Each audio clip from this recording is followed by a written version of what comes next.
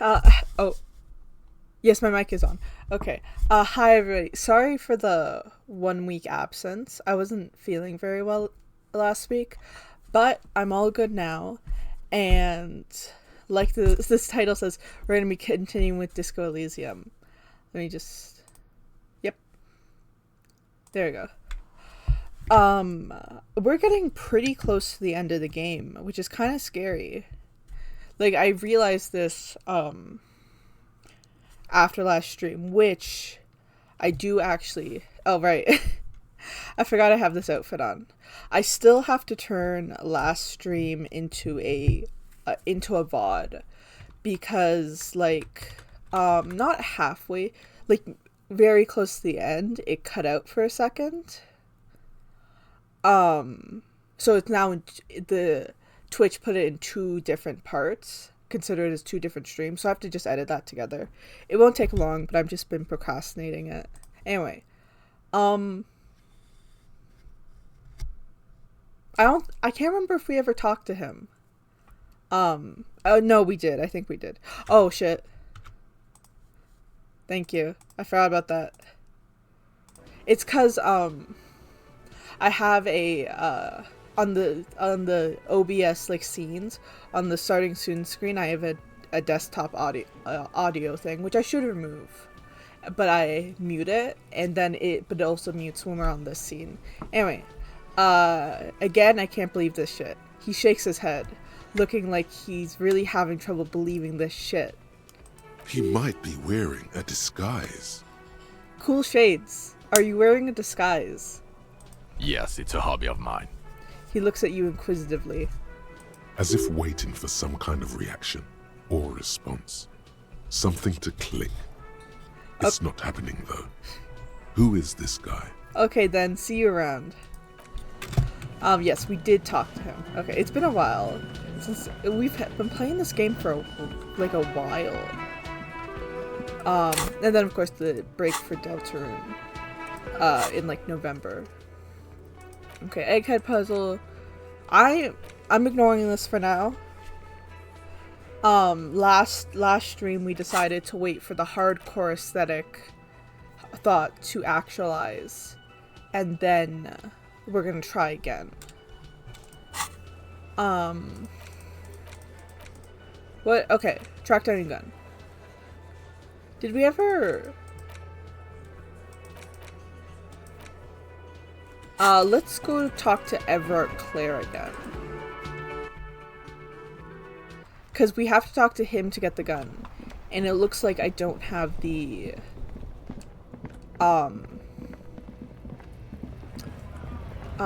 quest, the follow-up quest. So we just go up here. Yeah, we're getting really close to the end of the game. For anyone who doesn't know the ending, it's pretty divisive. Like, some people like it, some people really don't like it. I'm of the camp of people who like it. Personally, I don't think it's a bad ending to the game. But I understand why people don't like it. Which you'll see when we get there. I'm not spoiling anything. I'm just saying a lot of people don't like it, but I do. I remember here you can't. It's hard to walk up here. Anyway, hi again. Mr. Dubois, I hear the meeting with Titus was a glowing success. That's such a relief. Titus can be a handful sometimes. I love his voice actor. Now, what can Everard Clare do for you today? Oh damn, we have a lot of things to ask him. I'm told the Union is involved in the local drug trade. What? Harry, how could you say that to me? You know I appreciate a joke as much as any jolly fat guy, but I can't take slander. Are you actually investigating this? Not really. The reaction appears to be sincere, but it's impossible to tell with this guy, honestly. I mean, we're kind of investigating it because it's related to the case. I'm gonna tell the truth. I am. You've hurt me, Harry. Me, a friend. But you know what? And gets over it in 2 seconds. Seems like it didn't really hurt him.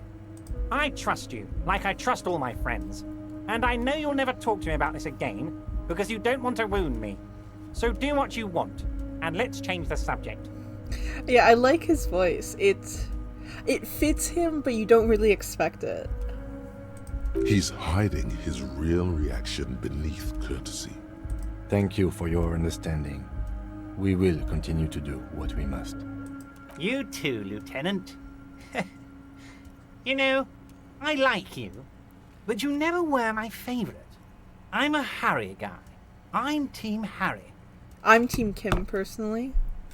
None taken. Do we have anything else to do here, Harry? I don't want to piss him off before we ask all the other questions. I don't think that actually affects it. I think you can still ask the other questions, but still. I may have changed my mind. We have to do this to get the gun. I may have changed my mind about getting those signatures. You bring joy to my heart, Harry. Such a pleasure to be working with you. Here. He hands you an open white envelope. You need to get signatures from Isabel Sadie and Lillian Carter. The cul-de-sac is right past the pawn shop and across the canal. I heard there was some trouble with the water lock, but it should be fixed now. Once you have the signatures, mail this to 13022 La Rocca in La Delta. Then we can talk about your gun. Okay, we'll come back after we do this. Something I like about this specific story quest is you don't actually have to get the proper signatures, which is what we're gonna do. Because the signatures, if I remember correctly, because it's been a while, are for the Union to be able to tear down the little village across the canal to build, probably apartment buildings or something. But that would displace the people living there. So we're going to not do that. It is awful. Everclear is not a good person. But he's kind of funny. Like, he is a politician. Most politicians are not good people. But don't worry.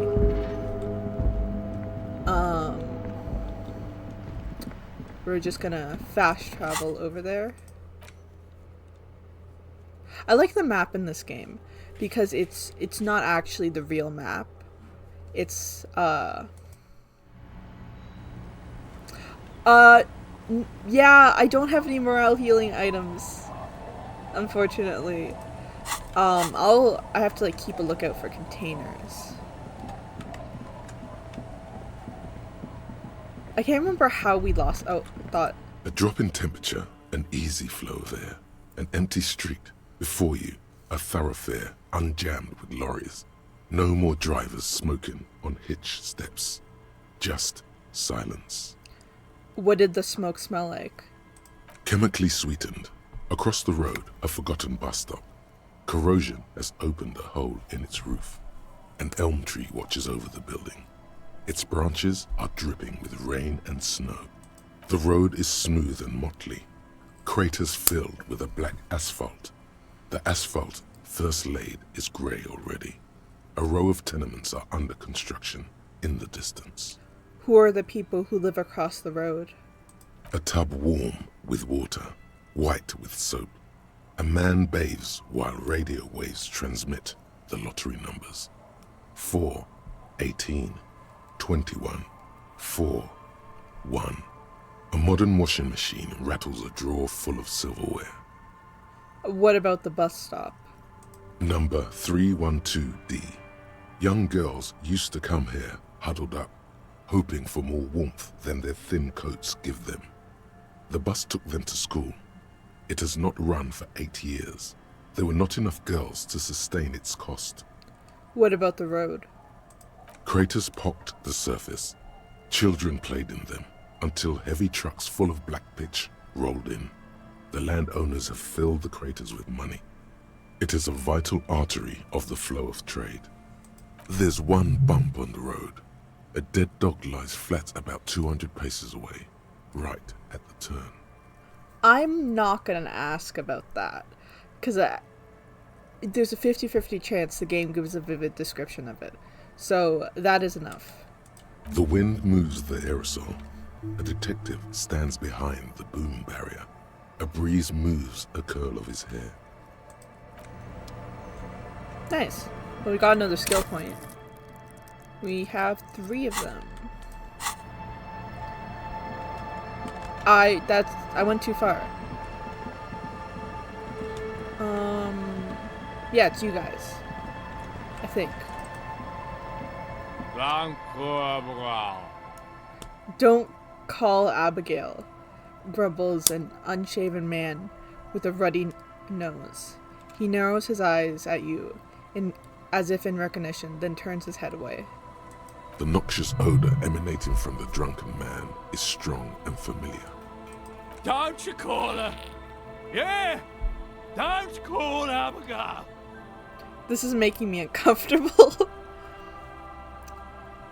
I'm assuming, I don't know, Abigail's maybe his wife? Who is Abigail?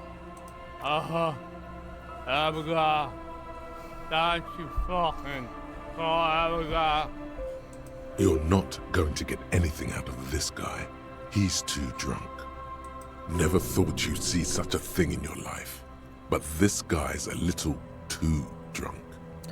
Walk away. Don't call Abigail. He whispers softly, his voice trailing off into nothingness. Okay, hi, other people here. Hey, tequila! A 30-something man, clad in a 2-piece Lycra TM tracksuit, puts down his Pilsner. I didn't know that's how you spell Pilsner. And extends his hand in greeting. Yeah, Harry can't judge that guy because he drank himself into amnesia. Good to see you. How's business? How's the whole reality situation treating you? I'm gonna shake his hand. So what's happening? Wait, tequila? Yeah, Tequila Sunset. How are the, high-concept, reality-based adventures proceeding? He says it like it's obviously your name. Like you call someone Billy Brunel or leader of the 4th Street gang. Not too hot. I'm on a 42-year losing streak. That's harsh. I'm like 3 or maybe 4 years into mine. Wait, no. Make it 5. Things aren't going super well for Idiot Doom Spiral either. Haven't found those keys yet, haven't won that great piece of ass back, no word from my business buddies. Have you seen a red-haired woman named Ruby around here lately? Can't really remember seeing any women after losing my keys. It's a touchy topic. He hasn't got laid in ages. Okay, thanks. He really has no idea who this Ruby is, sire. Thank you, drama. What do you guys do around here? We are saving the world. Please. Please don't call. Don't call. Okay, we're drinking. We're drinking alcohol. That's what we're doing. I tried to save the world once, a long time ago, with enterprise, creativity, and willpower. But that didn't work out. So now, it's a pirate's life for me. I don't remember talking to this guy much, but I like his voice actor. Also, I like his portrait.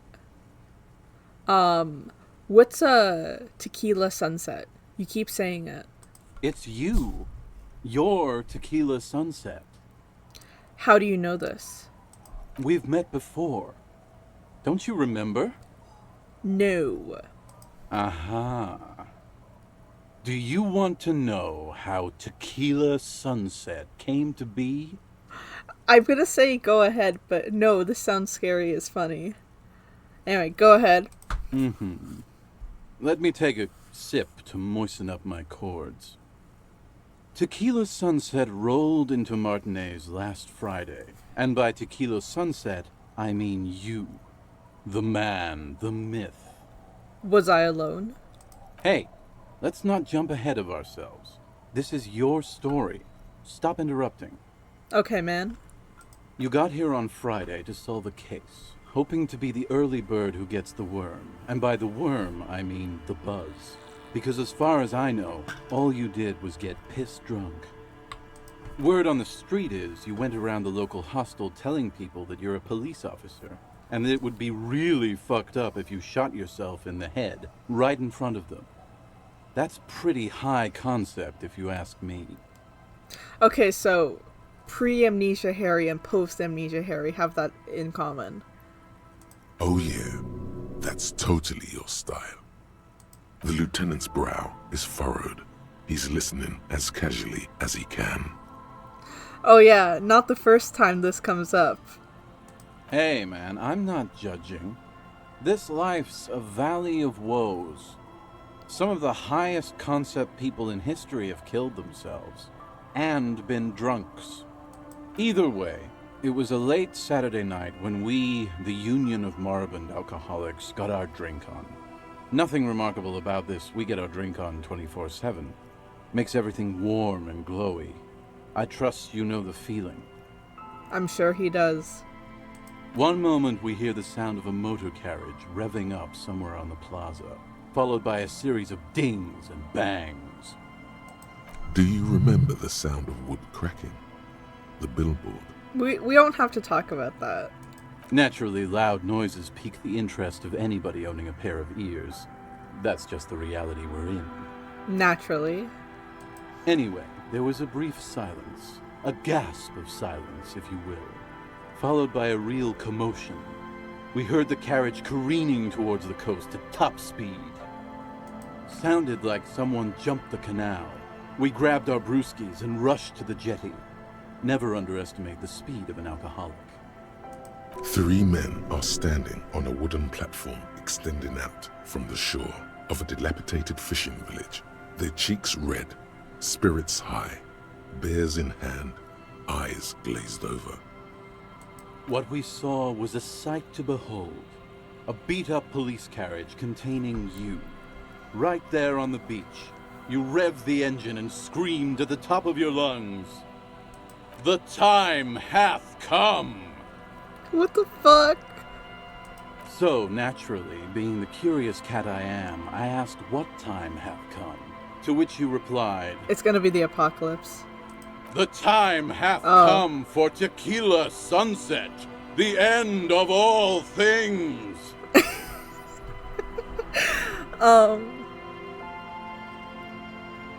Say nothing. It's more dignified that way. After which, your reality contracted. You jammed the pedal, plowed right off the jetty, and through the ice. Your hands cramp on the steering levers. We ran towards the ice whilst you crawled your way out, miraculously unhurt, covered in seaweed and shit, like some kind of sea monster. When we finally got there, you were sitting on the beach crying. You said that your badge and uniform were in the car.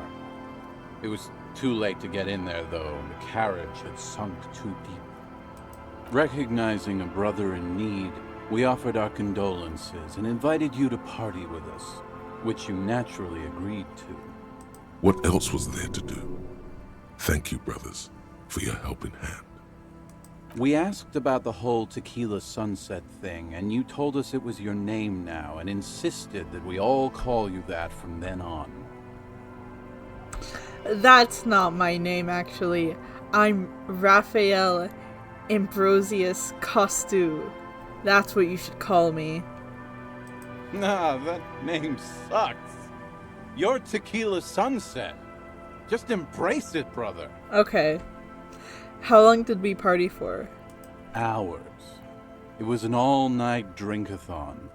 Then, at some point, I think it was Sunday morning, you got belligerent and wanted to talk about Revacholian women. I don't like where this is going. No!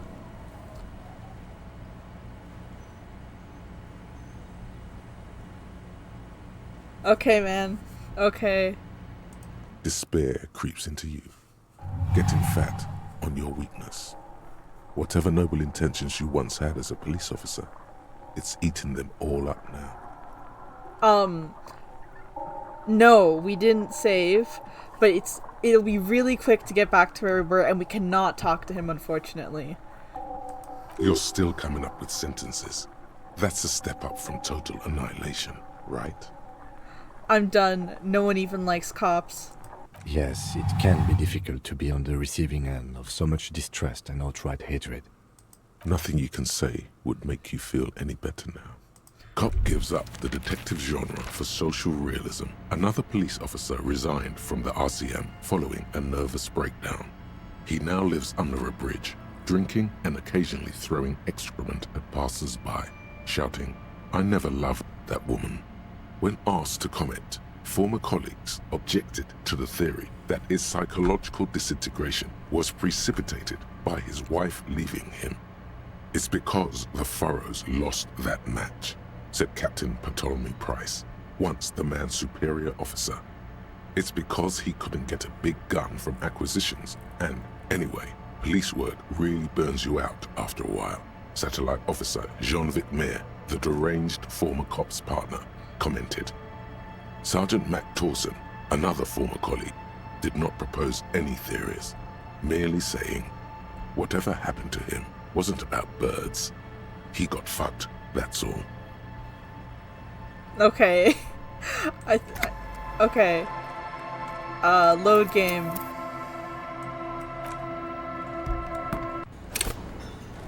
It's okay. It was really funny. I need to be on the lookout for containers now, though. And I need to save more often. Basically, the lesson from every stream is I need to save more often. And I never do. I forgot I could do that. Disco Elysium has this really cool function, actually, where you can have like multiple different languages, and you can press like, and you can switch between them very quickly. God, I hope I'm back on English. I did that too fast.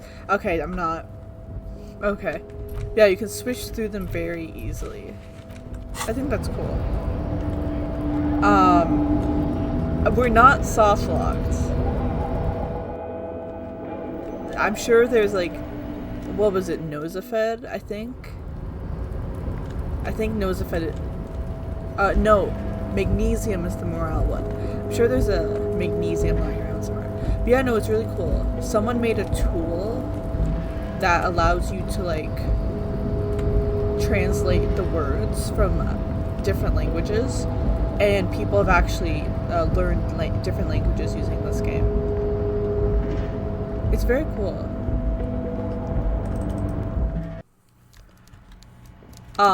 People find it very good because it uses a lot of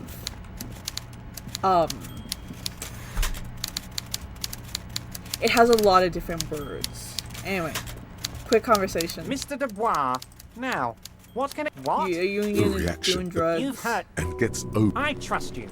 He's Thank you. You... None taken. Do we have anything? You need... Once you signatures. have the signatures... Okay. We got the envelope. Let me out. So we got to go back there. I think we might have been talking to the wrong people. Or not. I don't know. But, yeah, this game was not meant to be played the way I'm playing it with, like, WASD. There we go. Yeah, no. It's gonna be very quick to get back where we were. We cannot talk to that guy again, though.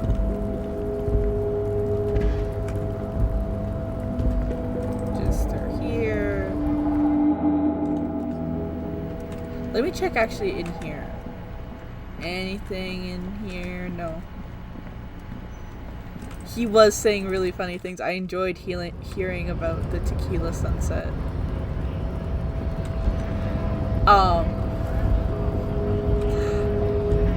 Let me out. There we go. Okay. But no, we can't talk to him until we get our morale up. Dang it. Well, we're already at 6 o'clock. I think you get all your stats refilled when you sleep. I don't know. I think you do. So when we get to tomorrow, because we'll probably get to tomorrow. Hey, are you the guys I have to talk to? I can't remember.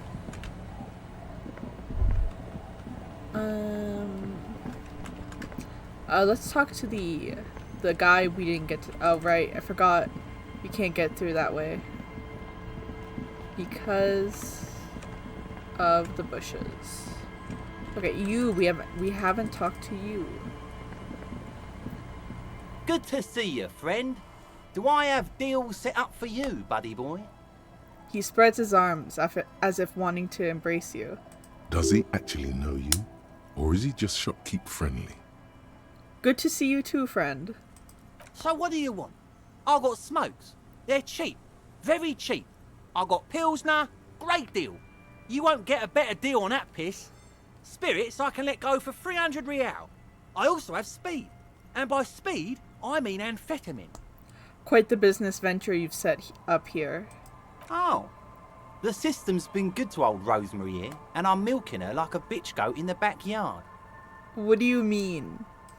You see, friend, man makes his own luck, and I made mine real good.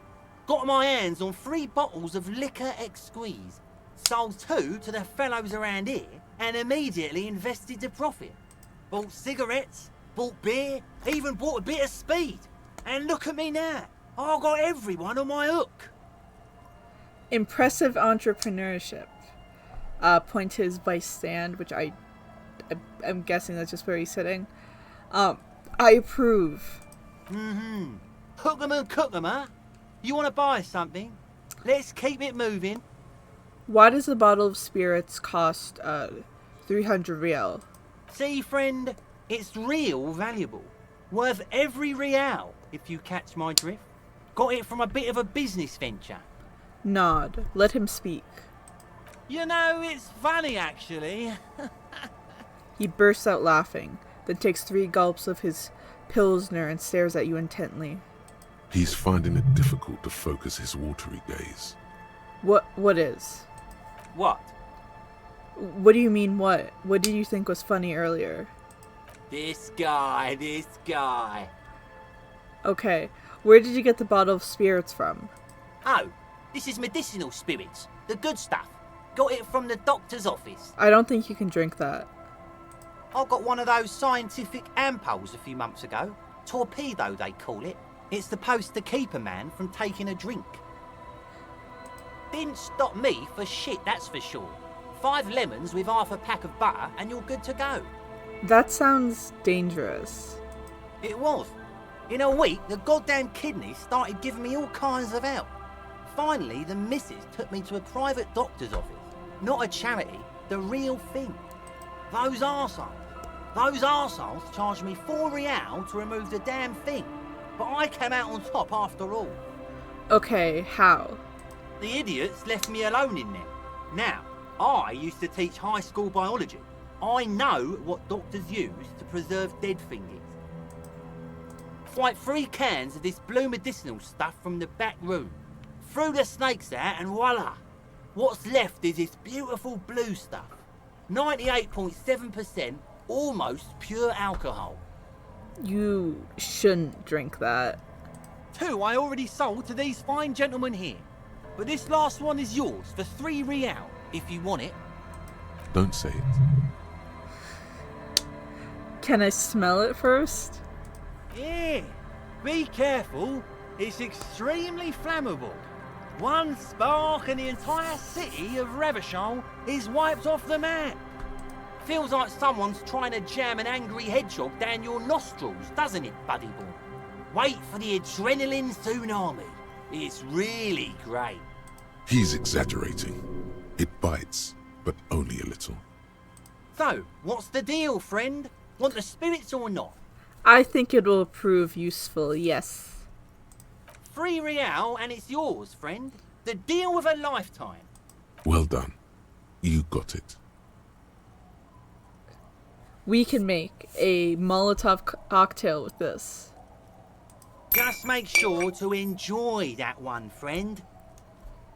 Son, you will not kill yourself with this. Not today. So we're going to store this as a sellable item. Go sell it at the pawn shop for a profit. I forgot it said that. I'm off. In the civilized world, it's a custom to tip the shopkeep, friend. But come back anyway.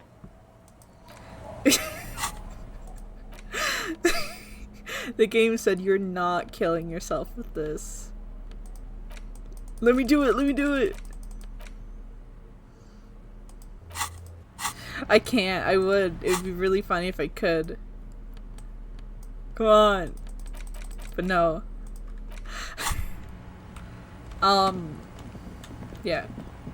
I thought, let me try again. Let me look at the envelope.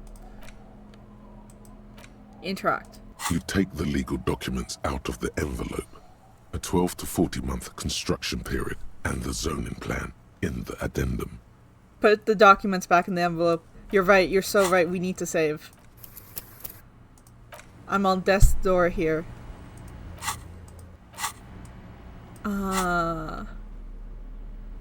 Right, back.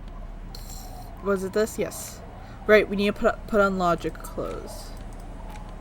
Logic.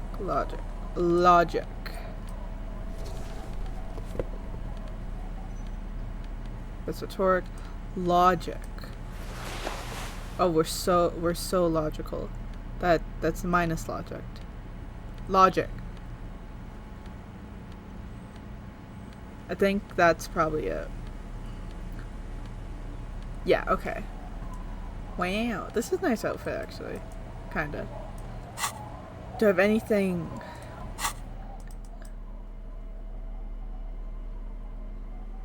Bonuses from the thought. I get -1 for one of my thoughts. 1 second, guys.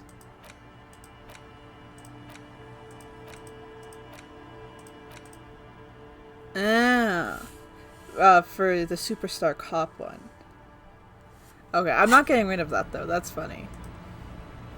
No, I don't need to talk to him.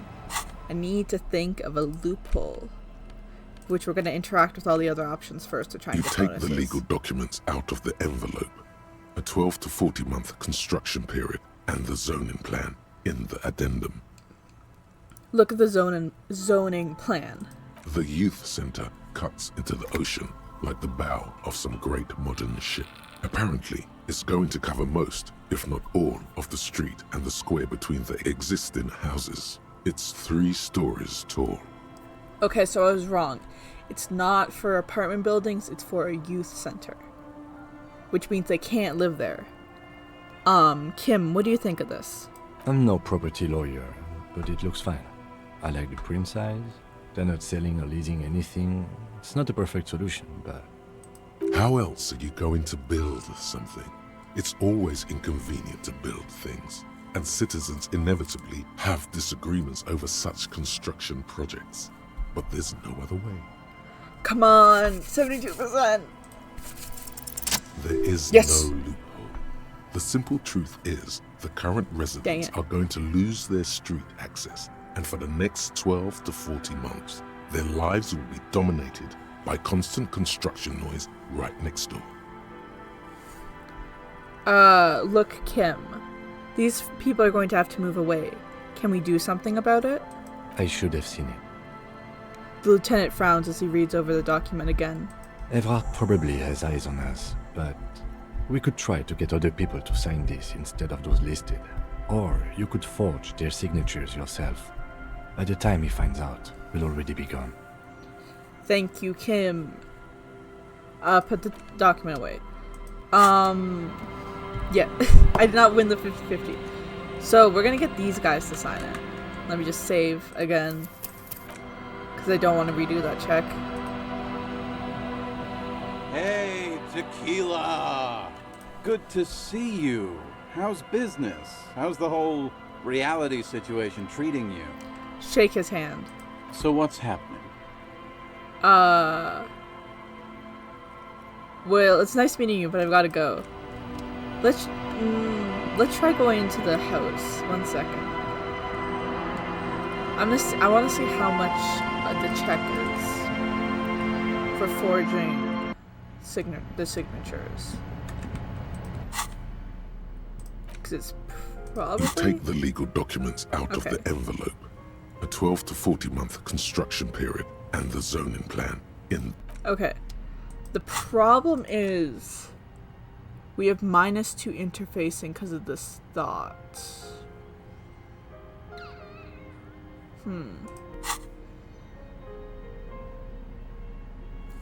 Well, either way, he doesn't get the signatures because, like, if we forge them or not, he doesn't get the signatures because he needs from a specific people.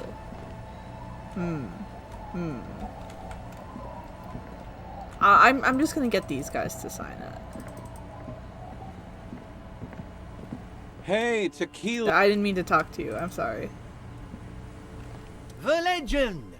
He's back! And thirsty. I'm off. Blanco. The noxious odor emanating from the drunken man is strong and familiar. Don't you call her? Yeah! Don't call Who's Abigail? You're never thought you'd see such a thing in your life. But this guy's a... Don't call. How do we get other people to sign it?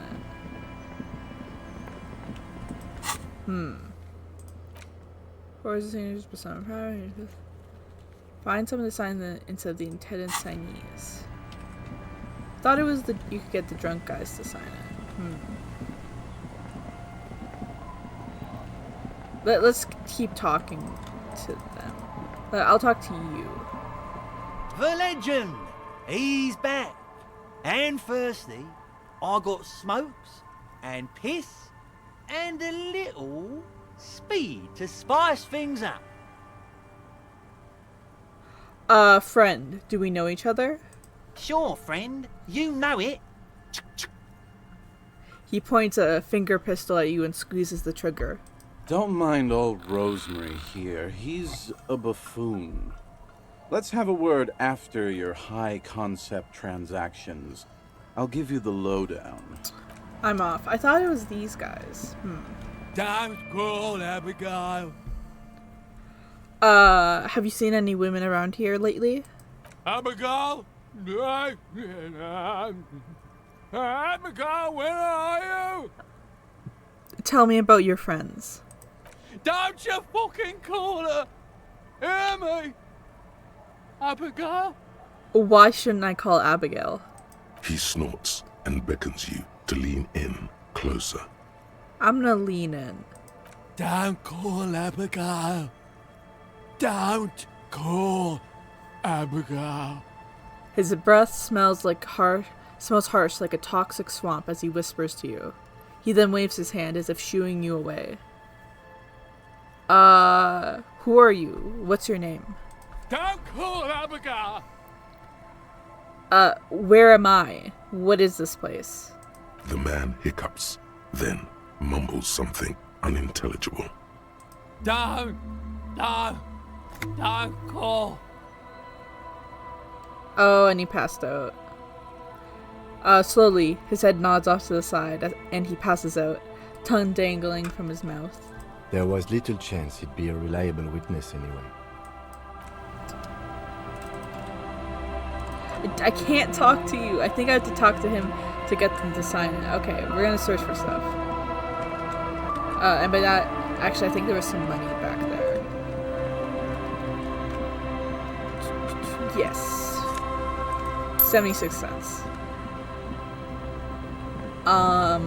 Anyway. Let's keep an eye out for containers while also continuing to do things. Oh, there's a container right here. $1. There's $1 in here. I'll take it, but that's not what I need. Okay. We still have to find Clausier's boy with her... Yeah, her passport is in there. Hey, man. Did I check in here? I did not, but it doesn't have what I need. We'll come back to that later. I think I go around here. Oh, more money.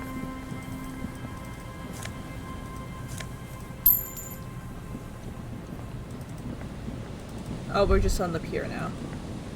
We might as well do this quest. Actually, let's look in the trash first. There's some tear, an empty cigarette package, and a crumpled kebab wrapper in the trash bin. Examine the tear. 2 empty bottles of Tallulah vodka and a can of black potent porter is all you find. No, there's more in there. Livis strawberry liquor, plus some Pilsner bottles too. Better not pick them up. They seem unhygienic. A tragedy. The lieutenant looks in the can, eyes watering from the smell. Examine the cigarette package. Whoever tossed it here was a heavy smoker. The brand name reads Red Astra. Examine the kebab wrapper. You see traces of mayonnaise and ketchup on it, as well as a tomato wedge. The wrapper reads Shish Kebab Revachol. It's hard to concentrate in the smell. The sea air brings some relief. Leave. The smell, it's awful and familiar. Hold on. That is awful. It doesn't help. You can still smell it. Keep it in now. Don't overreact. Breathe. What is it? Don't you recognize it? That hideous pungency, that faintly cloying sweetness. Only death smells like that. Something cold wakes in the pit of your stomach. Fear. It is death. It must be. Well, the dead guy's right there. But heads up, Lieutenant. Something's not right here. The lieutenant has already brought a handkerchief to his nose. Hey, man. A man lies on the boardwalk, his limbs bent and neck turned at an unnatural angle. Right next to him is an empty bottle of spirits. In his cramped hand, a chewing gum wrapper. Half of his body has slipped between the cracked boardwalk, starting with the right leg. The fall has left him broken, contorted like a sad puppet. The smell is not as bad as a 2-week-old corpse, but it's definitely heading there. Hold on. The lieutenant squats next to the corpse and examines his face. 2 bulging eyes stare back at him, void of any signs of life. Lividity is faintly pronounced. Whoever this is has been dead for 2 days. No longer. We need to investigate. Calm now. Carefully.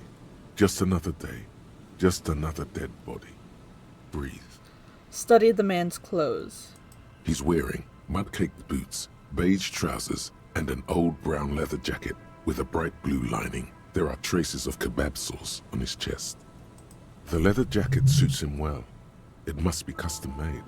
Search his pockets. You find some sunflower seeds and a rain-soaked library card folded into 2. His jacket feels sodden and heavy under your hand. Good. We should take a look at that library card after this is done. Study the man himself. The man has fallen through a crack in the boardwalk and hit his head against the metal bench. Coagulated blood covers his black hair. One of his feet is still dangling through the hole. You have to be quite inebriated to fall that bad. Well over a liter of pure ethanol. 3 bottles of wine, or 1.5 of spirits. Or maybe it was just dark. Examine his face. His expression is dull, like the sea behind him. Drops of water shining on his mustache. His eyes, empty and wide, look frightening in their frozen gaze. Height, 170 to 175 centimeters. Curly hair, stout build. Age, approximately 50 to 60 years. Study the surroundings. There's some dried blood on the metal bench, right where the corpse's head rests. The floorboards are rotten and slippery wet around the hole. An empty bottle lies nearby. A chewing gum wrapper is clutched in his fist. Be very, very careful where you step here. Examine the man's head.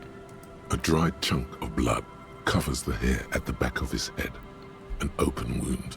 It's sticky and cold to your touch. This is what killed him. I don't see any other major wounds, do you? It's hard to say. Seems like the head wound was fatal. It's exactly the shape of the bench.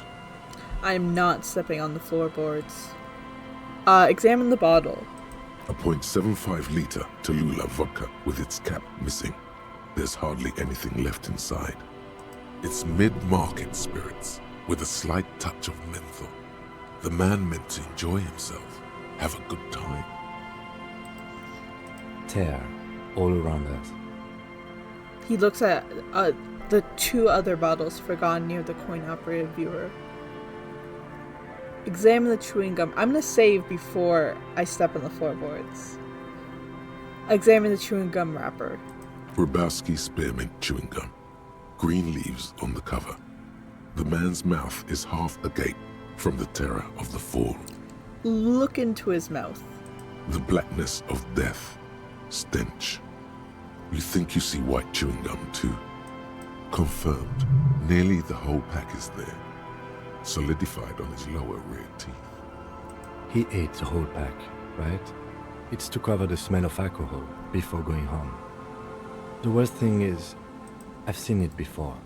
Almost the same scenario. Even the chewing gum. It's always the same. Step back. The entire boardwalk creaks in the wind as you take a step back. Leave. Okay, we're gonna save, because I don't want to die. And now we're gonna step on the floorboards. A man lies on the boardwalk. His limbs bent. Study There's some surroundings. dry. Be very, very Step on the careful when you floorboards. Step here. They screech under your feet ominously. It's hard to say whether the dead man's weight was the cause of the boardwalk to break. It definitely looks fragile. You see We didn't waves die. turning below. Okay, that's Something good. cracks beneath your feet. The entire boardwalk creaks in the wind as you take a step back. Who is this man? Looks like one of the locals. He'd have to know this spot to come here. You don't just walk over here. He looks south, the way you came. But that's just a lazy assumption. What do you think? At least this man knew how to party. Imagine the same scene without the bottle. Now that would be just sad. I think labeling him as an alcoholic is a bit premature. We don't know anything yet. We do know that he was married. The lieutenant points at his ring on the man's left hand. The flesh around it swollen and gray. But you're right. Let's not run ahead. For now, all we know is that he's an unidentified middle-aged man found dead on the Martinez boardwalk. What do you think happened here? Death by misadventure. He slipped and fell through the boardwalk.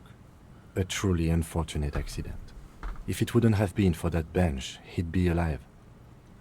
Someone should be held responsible for this broken boardwalk. It's dangerous. They'll seal this place off after the news reaches the coalition officials. I doubt that they have enough resources to actually repair the boardwalk. Not that sealing it off would keep anyone away. All it does is keep the city council's hands clean. Could it be related to the lynching, Ruby? No, I don't see anything that points in that direction. For now, let's treat this case as a simple, albeit sad, accident, unrelated to the murder case. Yes, but what if there's a killer on the loose? 2 suspicious deaths in such a short time frame. You're right. Connecting it with the lynching is a stretch. Without any further evidence, yes. Do you think he was drunk? I wonder. Oh, yes. Oh, it's done. What about alcohol poisoning and liver failure? Some symptoms of acute alcohol poisoning could have definitely played a role here. Severe confusion, respiratory depression, unpredictable behavior. But I think that death arrived through head trauma, not liver failure. What about the kebab? What about it? The deceased ate some kebab. It's probably from a nearby place, maybe in the box. Sometimes a kebab is just a kebab. Right. It does seem to be a pretty straightforward misadventure, although there's still a question of identifying the body. What should we do with him? From where I stand, I can see two options. We either take the case and follow the leads to identify the body on our own, or we report back to the station and leave this for our colleagues to handle. We found him. We should finish this. Take the case. Alright, we should first examine the library card you found. Then we can call the station from my kinema. Let them know we are taking the case. Leave. Alright, enough of that. Thought time. Hardcore aesthetic. Oh yes, drugs. We're talking about drugs. Let's face it, these flirtations with the hardcore aesthetic have all been leading up to one question. Can I do drugs harder now that I'm a hard cop? And the answer is yes. You can. You can do one more blast of pyrrolidon and yellow shit powder. You can even pull a ciggy and a lager on top of that. There, you've truly made the hardcore your own thing now. That's not what I was expecting. Really useful for doing drugs. Same thing, Hardman. Okay. Well, I mean, there's no downside to it. It's not like we have to do drugs.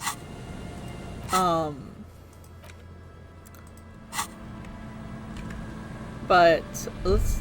Oh. Careful. These floorboards look rotten and weak. I wonder. A big wine canister. It looks open and empty. Oh, you're right. I did get morale from that. Probably from the volition. I'm trying to figure out how to go past this.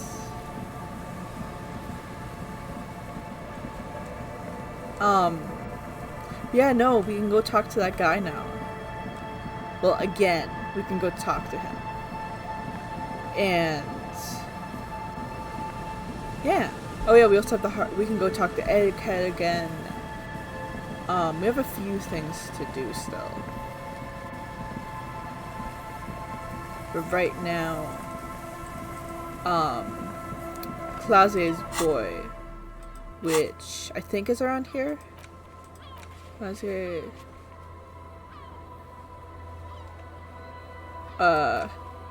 It's a boy west of the boardwalk on the coast, somewhere in the reeds. West of the boardwalk on the coast. So that's the boardwalk, I think. Not here.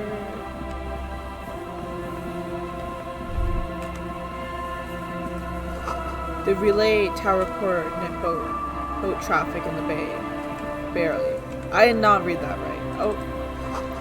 Tiny inlets there, off the far distance, where Poster Trail follows. Thought it was over here. I could be wrong. Checked here. Oh right, we still need to find the guy. Morale, I think his name Morale? The cryptozoologist. Oh, container. A shirt. White polo shirt, that's good. And money, but I think the shirt is more important. Okay, so it's not here. So let's go talk to Egghead again.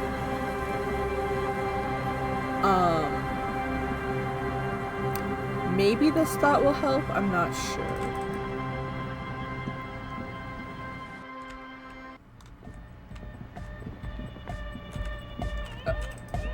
Oh, we can't get past there. Okay. Hello. We're close. Says the young man standing behind the mixer deck, pumping his fist in the air. Lung-shaped trees grow on his silver belt buckle. True, hard, full, car.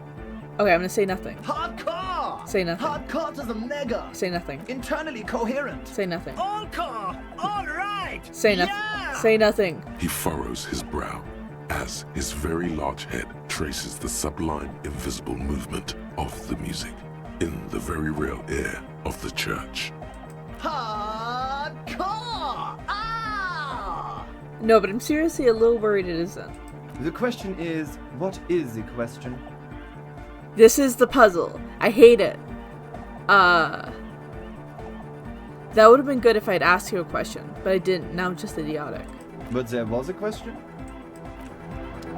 Okay. The cloud. True. Hardcore. I hope you guys Hardcore like him entirely saying hardcore. He furrows his Hardcore. The question is, but there was no question. I don't know. The clouds. At what point do I just look it up? Hardcore. Yeah. Spinning out lyrics, and the amount of lyrics I got is. The clouds. True. Hardcore. Hardcore. Internally. All. He furrows. Is it though? One mind, one spirit. There's the cloud. True. Hardcore. Internally. All. He furrowed. Hardcore. Is it though? But is it? I mean, really? Oh, this is new. This is new. The question is, what is the question? No, but I did it! seriously, I'm a bit worried it isn't. We did it, guys! Oh my god, I hate this fucking puzzle. I hate it. He frowns, then starts bobbing his head back and forth once more. The skin on your back is crawling. For a second, you can't even hear the music anymore. There is a hawthorn tree on Rue de Saint-Gilles Lane, right next to the canal. Don't be alarmed. Everything is okay. He isn't actually worried. Everything is still super hardcore. What he probably means is, it could be even more so. Egg, can you please route Suna's signal through your speakers? This is a really cool scene. I like it. To the mega! Yeah! I can route it through auxiliary. What kind of a cable does she use? 3.5 or 4.5?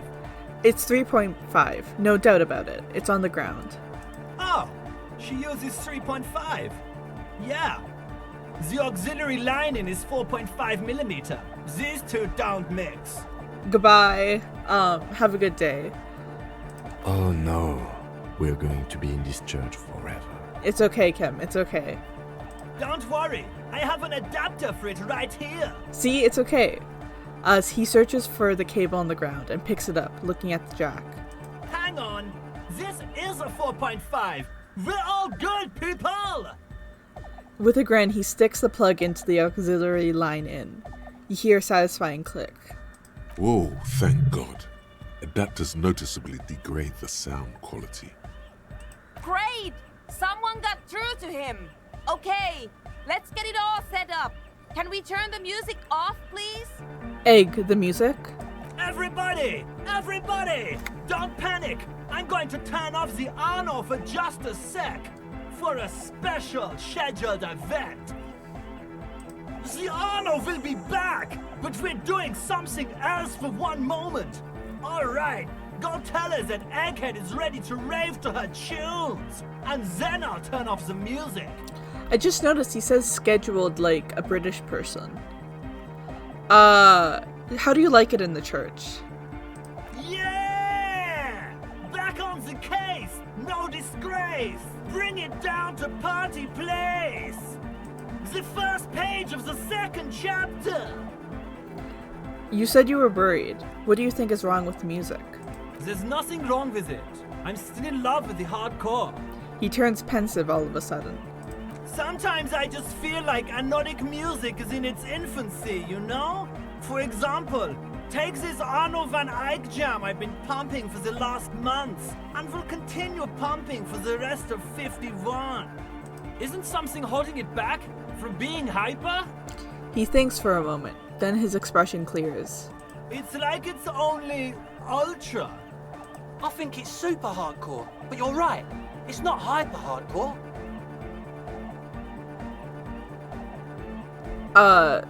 I am the law, and an expert in these matters. Totally.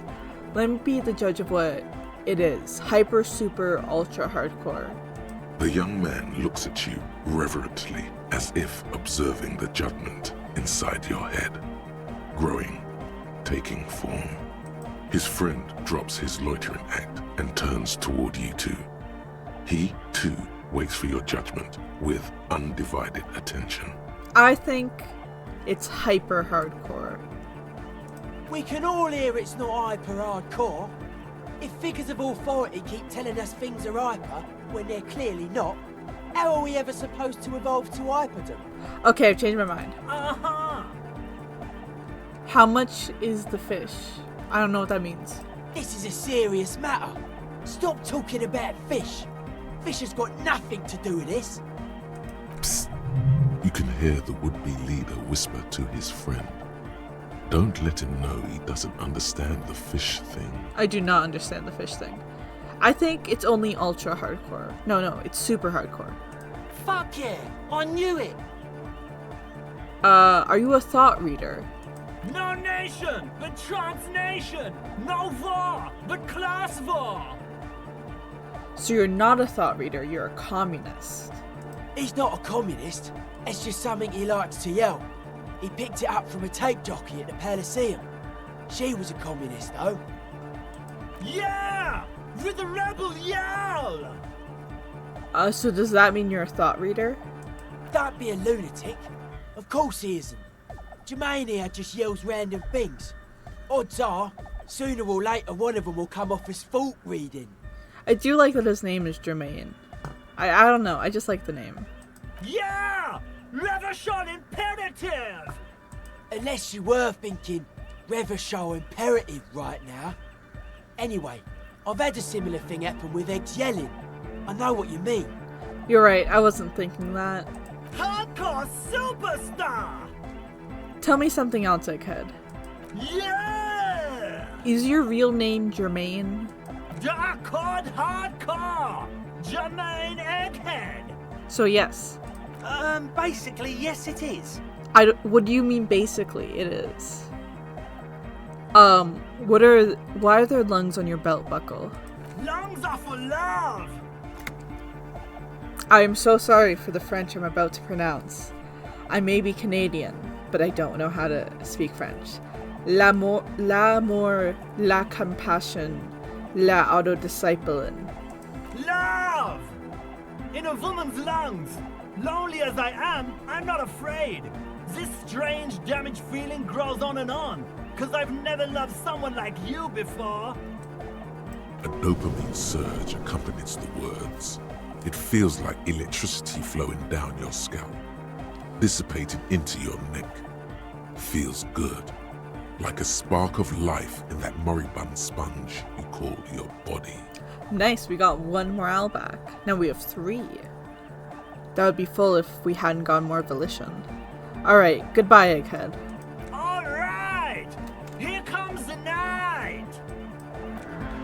Okay, Suna, we're ready. Autosave. Okay, thanks. That kind of scared me. Yes, what is it? Alright, I talked to Egghead. He plugged in the cable. You can now unmute your speakers. Okay, but think you can ask him to turn the volume down a bit? Just in case. Maximum! Shouts Egghead, a great smile still adorning his face, larger than a red dwarf star. Maximum is the only way! I know it is, but could you please turn it down just this instance? Just this one time? Maximum is not the only way, okay? Pump it to the brick! Pump it to the hard master! There's no other way! Glue style! Glue style? Okay, there literally is no other way. The mixing desk is glued to maximum. Oh, yeah, that makes sense. See? He pumps it to the hard master. It's hopeless. Why do you want to turn down the volume? Because I'm afraid that something might happen. It's an unknown phenomenon. We can always turn it back up if there's a need. Can't turn down to hardcore! I think what Egghead is trying to say is that the volume button is stuck on maximum. Of course it is. She shrugs, consigned to her fate. Yeah! Permanent enlightenment! Ray of sound! Never mind then. Let's get on with our project. I'm going to unmute the speakers on a count of 5. Everyone ready? I'm so excited. Egghead pumps his hand up in the air, waiting for the beat to drop. Born ready. Ready. I'm ready if you two are detectives. The lieutenant nods stoically. Not so stoically, his hand moves to the gun holster. Is he going to shoot the computer? There's tightness in your chest. Anxiety. Hold on for a moment. What? Never mind. Let's do this. I'm ready. 5. We're doing this. 4. 3. 2. 1. Mute disengaged. She lifts her hand from the keyboard. Complete silence fills the room. No wind outside. No waves. No floorboards creaking. Total, continuous silence. This is unnatural. The woman looks around. In the silence, you see dust move on the floorboards. The driver of the speaker vibrates in the air and then stops. Plasterwork begins to crumble down the walls.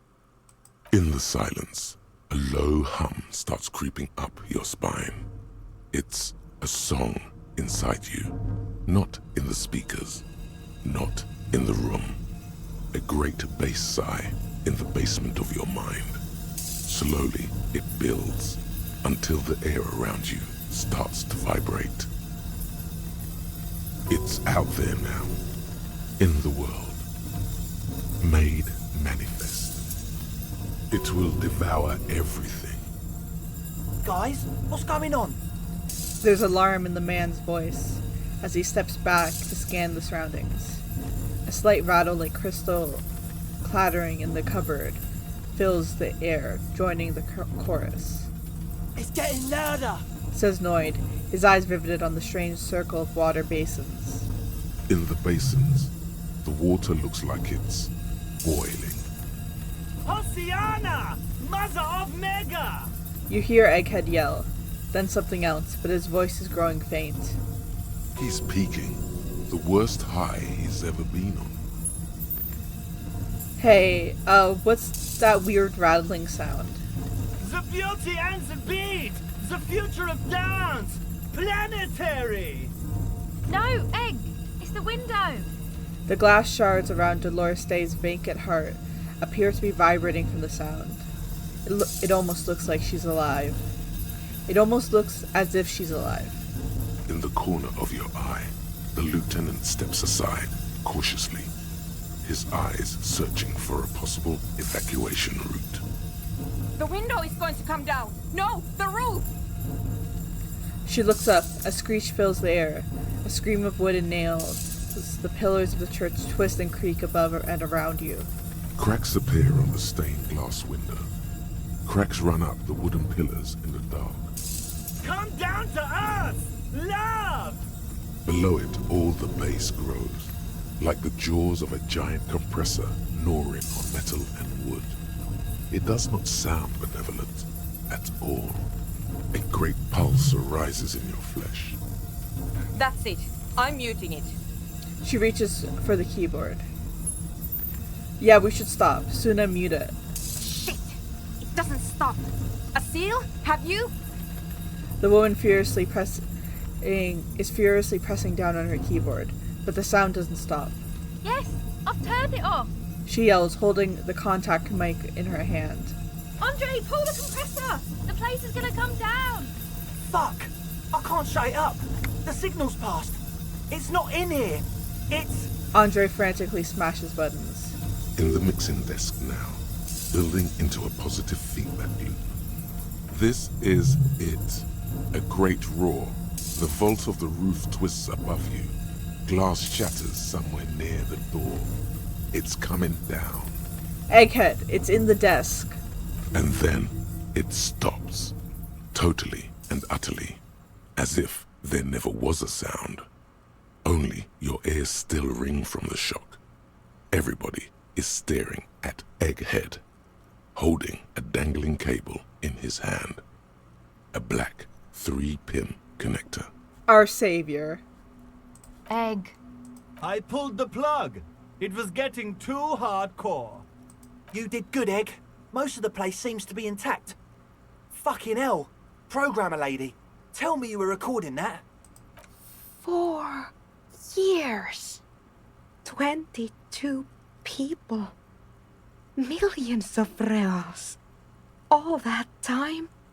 This is what we were up against. Just erased it. Suliswolf isn't gonna believe this. Yeah, but did you record it though? It was dope. I think we can use it. Yes, Andre. I recorded it. Damn, I need to send some letters now. Thank you all for doing this. Eggman, you too. And you, officer. I don't know what we've discovered, but I know what it sounds like now. That's the start. Kim, did you hear that? It was very hard not to. I think you're right. There is something going on here. And you need to be very careful with it. I promise, officer. We will not play it again. What was that? I've never heard anything like it. Like that. It was mathematical information from the anomaly, presented as a waveform. That's what it was technically. Theoretically, I have no idea. I've never even heard of anything like this. A voice seems muffled in the silent church. It's your ears adjusting after the exposure. You're going to write to... I'm so sorry. Sulislav? Yes, our lead designer. And maybe some of the producers too. And some of the writers.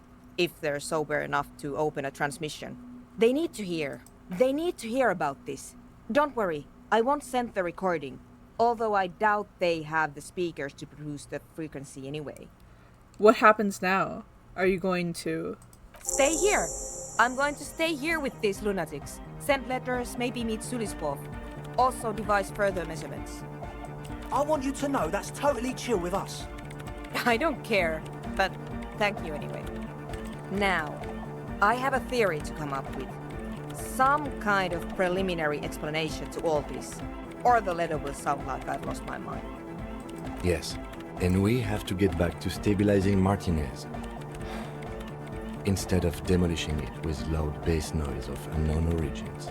Some tiny hard thing lets go in your stomach. You're still alive.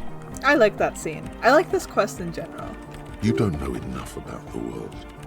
But that Joyce, if you knew all she knows, could put it together. I'm not gonna attempt that. It has a -10. But yeah, that questline is done. I think it's one of my favorites. I think it's very... I don't know, it's just cool. I just like anything involving the Pale. Because it's such an unknown part of the game that's never really explained. Not in a bad way. Like, why am I... Okay, what do we do next? We're gonna go talk to the drunks again. But it's just like, it's not something that's really explained in the game. A little black swallow circles above you. You hear it chirrup. It's not something that's explained in the game. But it's not a bad way. Because it's just an unknown of the world. They don't really know what it is either. Anyway, hello again. Hey, Tequila! I'm just Welcome gonna... to reality. Sorry. How's it treating you? I'm just gonna skip through all this dialogue since we saw it earlier. Yeah. He says it like it's obvious. Things aren't going super... Can't really... Ruby? It's a touchy topic. He really has no idea who this Ruby is, Oh, there we go. sire. Could you and your pals... Actually, no. You He's seeing too, Tequila Sunset. I am going to save. I don't think there's any chance of me dying Tequila here, Sunset. but just in case. Ruby... Can't really... It's a He really has Okay. no idea who this Ruby is, sire. Could you and your pals sign this document? What's it about? I'll let my hand address the situation. Maybe you've heard. I used to be a very successful businessman. I've signed more than a few lease forms or whatever the fuck they were. Anyone's got a pen? The pro's gonna do it. Yes, I have this green ape one. All right. He grabs a pen and paper and carefully scribbles on the dotted line. Next to Lillian's signature, Idiot Doom Spiral. I need at least 2 signatures on the document. Hey, Abs. He shouts to the non-responsive drunk, still dribbling drool from the side of his mouth. Hey, Abs. Abs. He grabs his passed out friend by the shoulders and shakes him a bit. The man mumbles incoherently. So maybe he's Abigail. Hey. Goddamn Abigail. Oh, no, is never here. mind. Wake up. Wake up. I don't think he can help. He's completely out of it. I'll be damned. That's what we have Rosemary for. You can help, right? Sure, I can fucking help. You need a signature. I got you a signature.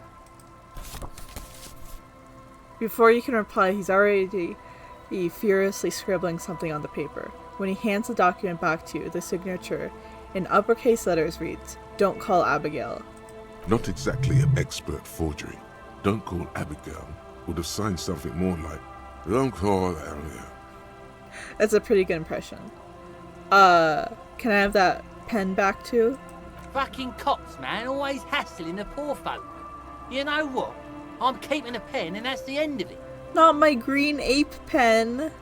No, that was my favorite thing of all the things you have. It was mine too. My favorite is the gun he lost. Okay, thanks. Thanks. No problem. Now, where did I put that, Fucking hard work done for the day, man. The incapacitated drunk lay there snoring like an ancient rusting tractor. Thank you for your services, gentlemen. Should we go and mail these? I think I saw a mailbox on the plaza. A few more questions first. Okay, what's on your mind? We're actually gonna get through this story. So what's it with Tequila It's Sunset? you. We've How do you met know? before. No. Aha. Go ahead. Mhm. Hey, Alright, we met. you got word on... Oh yeah, the lieutenant's brow is furrowed. Hey, man, Threatening either way. to kill himself. One moment we... Do you remember? Crashes Naturally the, loud noises peaked. Anyway, they sounded like some... The car. 3 men. What we saw was a sight to behold. The time hath come! So, naturally, being the time hath come for Tequila Sunset, the end of all things! After which, Your hands. we ran when we recognized... What else was We asked about the whole Tequila Sunset thing, and you told us... He's gonna call my name stupid. Hours. Okay, there we go. It was an all-night drink-a-thon. Then, at some point, I think it was Sunday morning, you got belligerent and wanted to talk about Revacholian women. Now I'm scared, because this conversation could get misogynistic. How they're beautiful and also Okay, whores yes. and so on. How one of them fucked you real bad. After a short while, you crossed the event horizon, looked sullen, got up, and left without saying anything. Okay, so only a little sexist. Wow, that's quite a story. It is. Yeah, I bet Tequila's a fucking legend around the precinct. You must be proud to work with him. If you only knew. Don't say anything, Kim. Please don't. Did I tell you anything specific about the person that fucked me? You were pretty vague about it, but you kept saying you got fucked real hard, and that we've all been fucked too. No one's fucked me. I do the fucking around here. Abigail! It seemed pretty painful, to be honest with you. If I had to guess, I'd say you're still working through some shit. Did I mention losing anything else? Beside your gun and your badge? You said something about your hope or heart or something. To be honest, the details are a little hazy. In retrospect, I guess you lost your motor carriage too? That's a big one. Unfortunately. Did I say anything about my colleagues?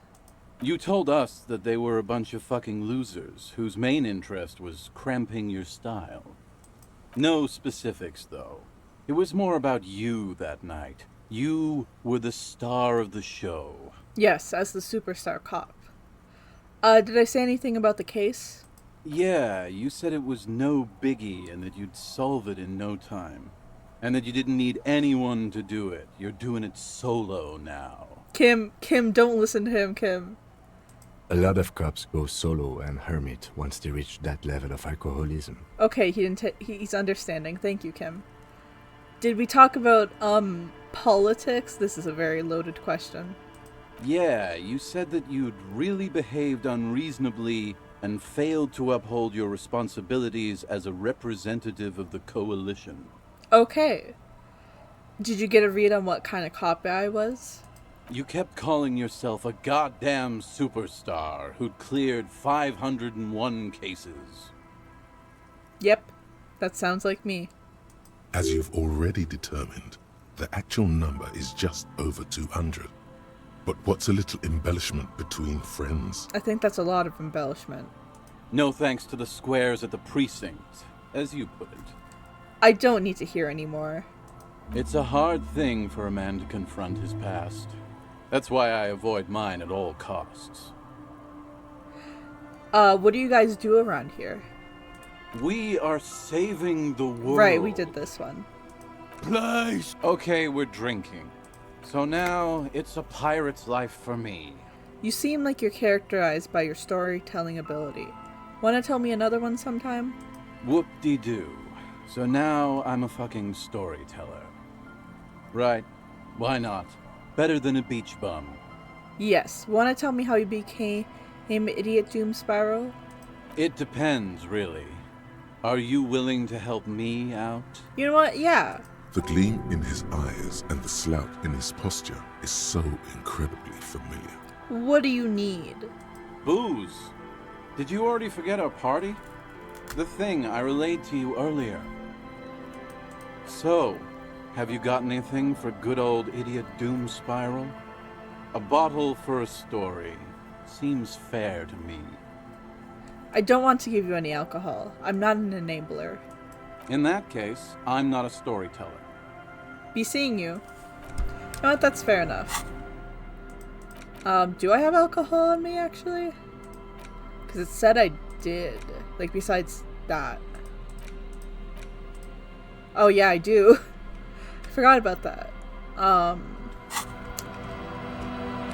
But no, I'm not going to give it to him. So, what did we get out of that? Right, we have to go back to Everett. So just stand in front of here. Map. Travel. I said earlier that the fast travel wasn't very useful. I take that back. It's actually pretty useful. I just didn't use it a lot in my first playthrough. I do enjoy the walks between places though.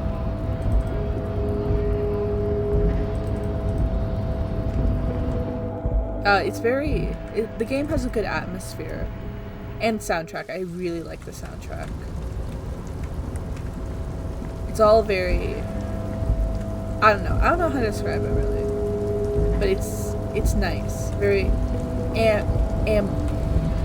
ambience, I guess. Anyway, we're back here now, and we just gotta talk to Everett again, and he will tell us how to get our gun back. Hello. Mr. Dubois, a pleasure as always. You don't have to sit down Right. this time, since you've already sat on that chair. I forgot we actually have to mail it. We don't give it to him, we mail it. That's okay. I watched Ghost in the Shell yesterday, actually. The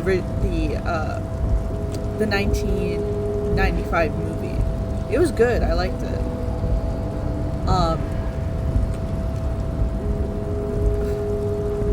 It was kind of like I got most of it except for at the end.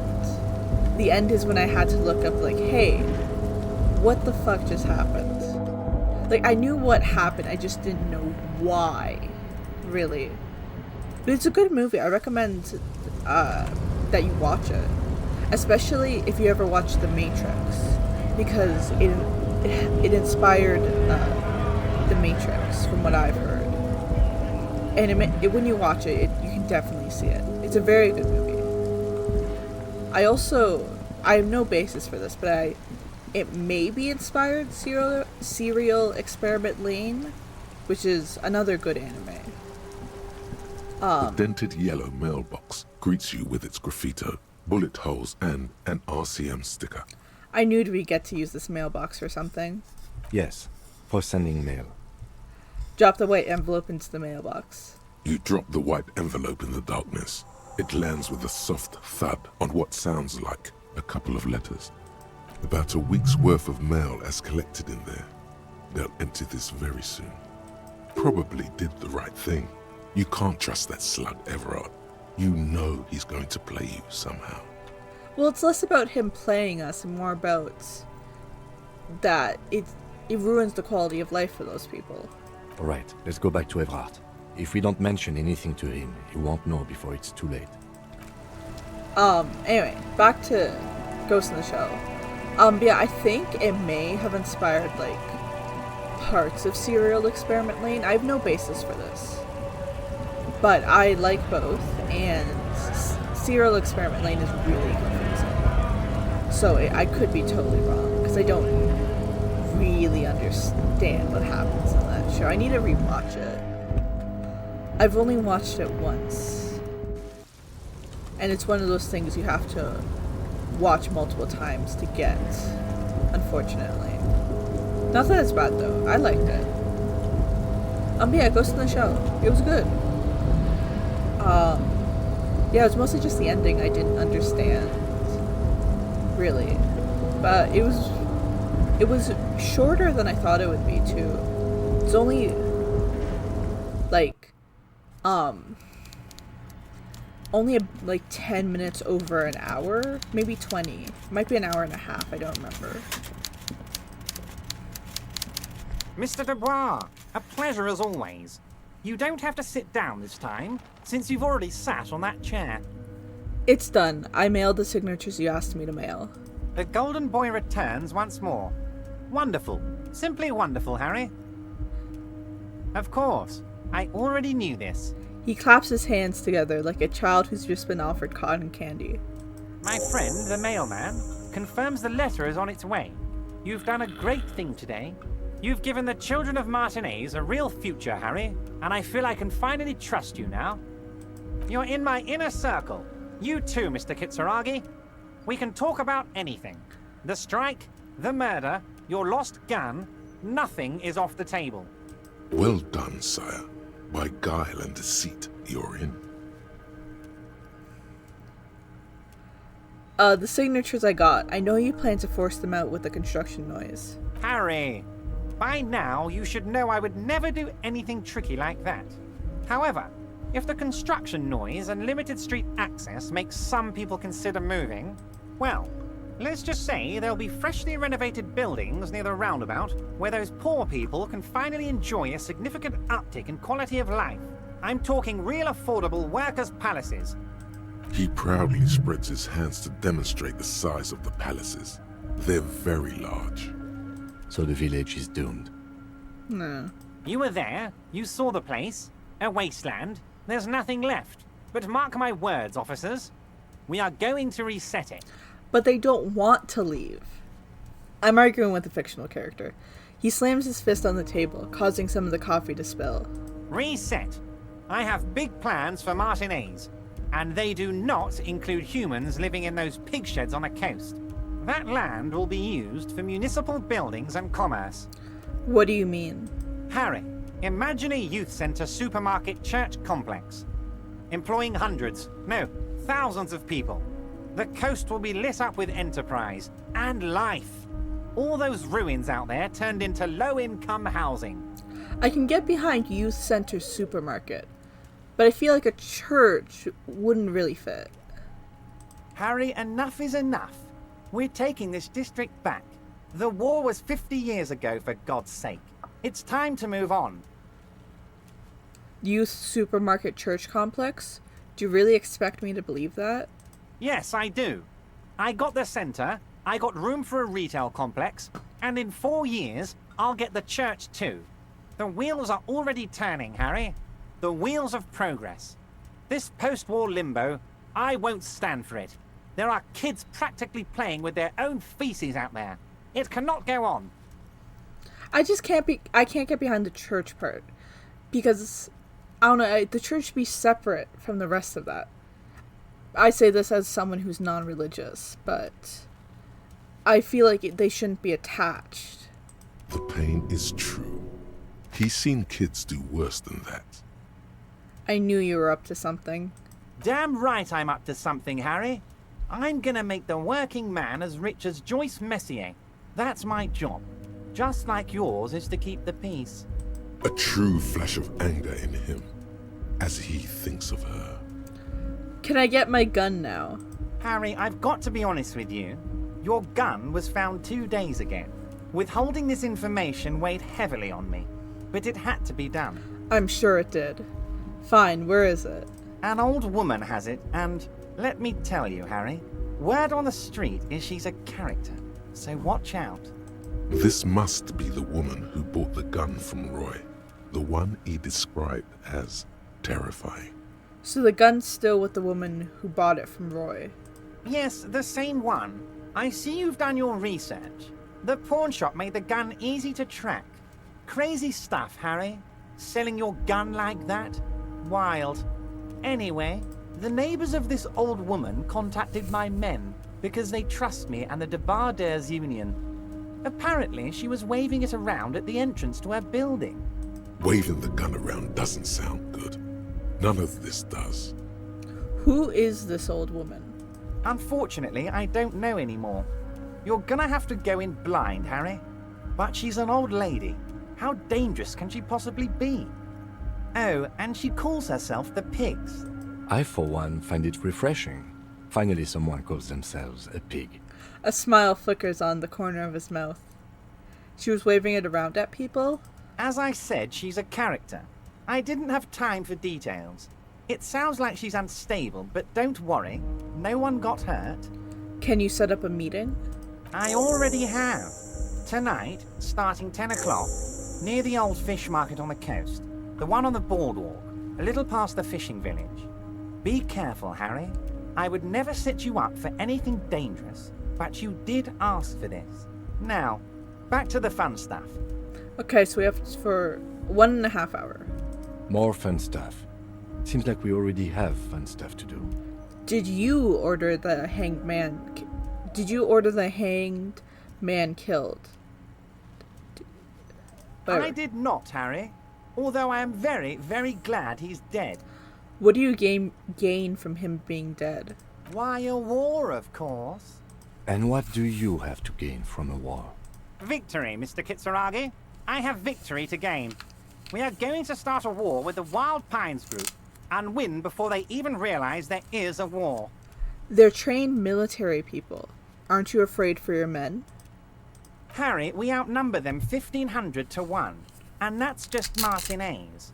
With all the unions in Revachol, and with public opinion on our side, we can hold off 2 men. Or 15 men.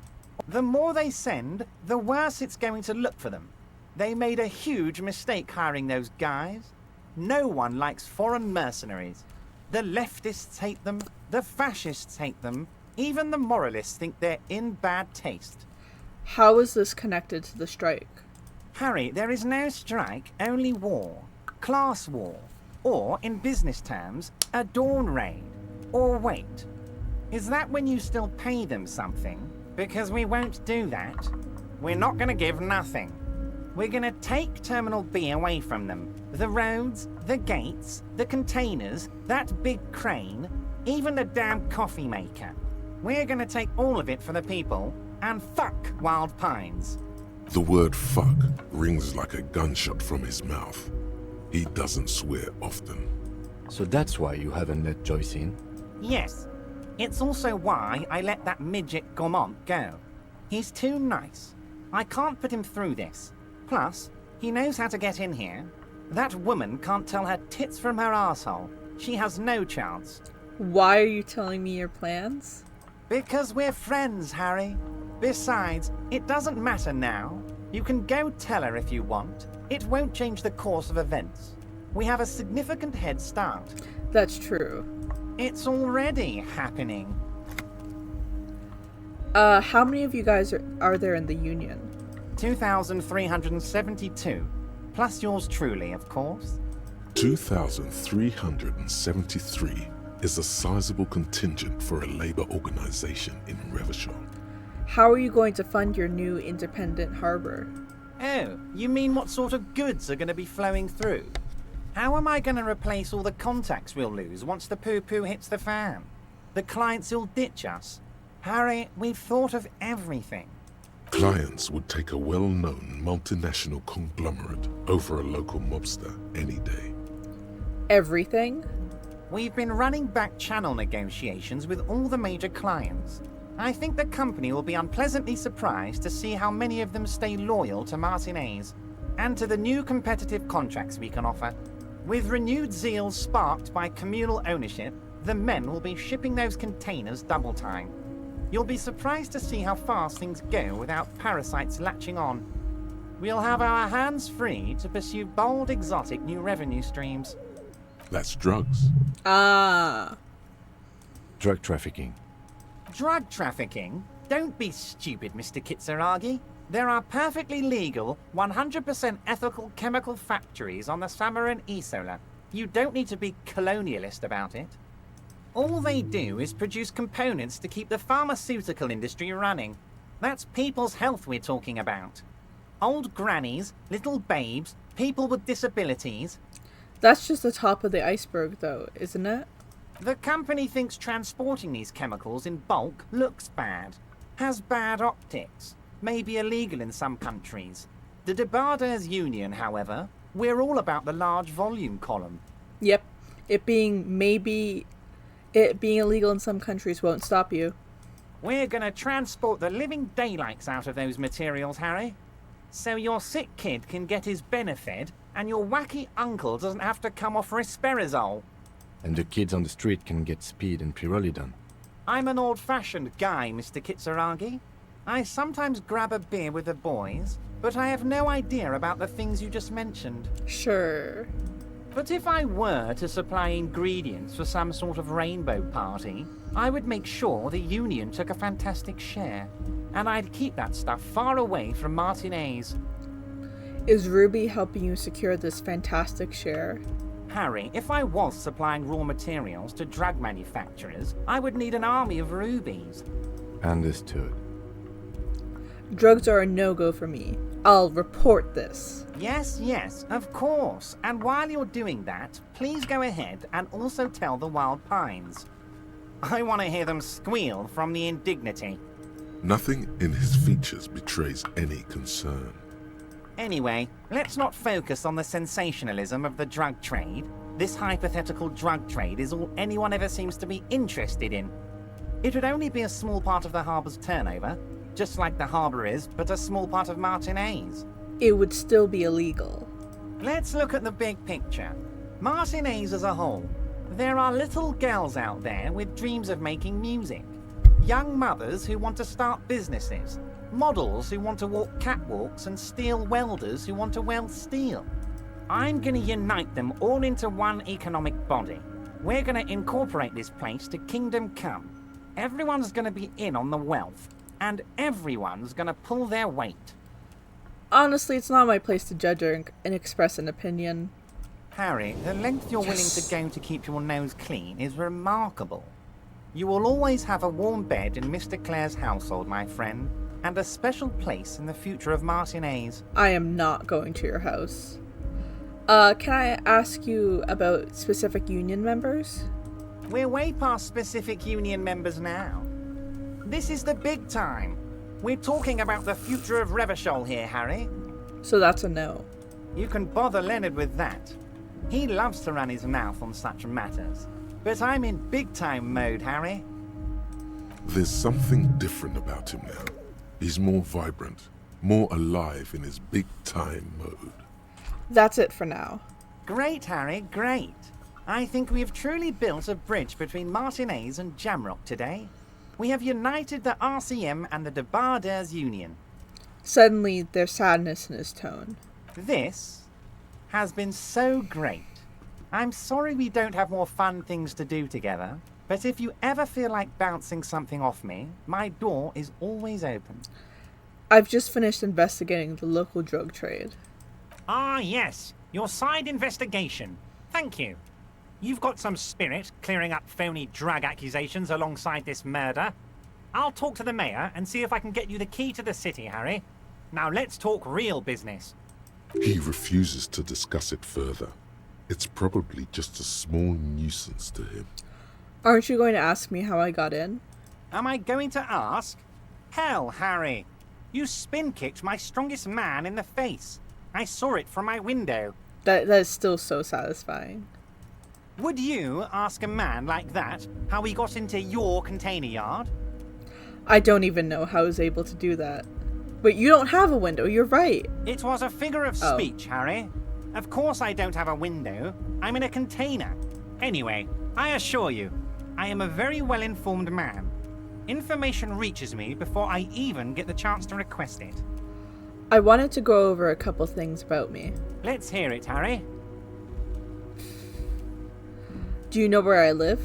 But of course, Harry. Your precinct is the 41st and you live in Jamrock. You're a Jamrock boy. A long way from home, but that's okay. He doesn't really seem to know any more about it. Thank God. I don't want him knowing where Harry lives. Do you know anything about my family? Do I have a wife or kids or... Family?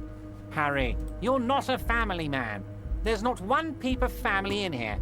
Unless you think you're a family man. Do you strike yourself as a family man, Harry? Never mind the family. Family, Harry, is the most important thing in the world. What kind of cop does it say I am? Harry, you're not simply a cop, you're a star. A bright shining star in the drab law enforcement sky, outshining all other stars.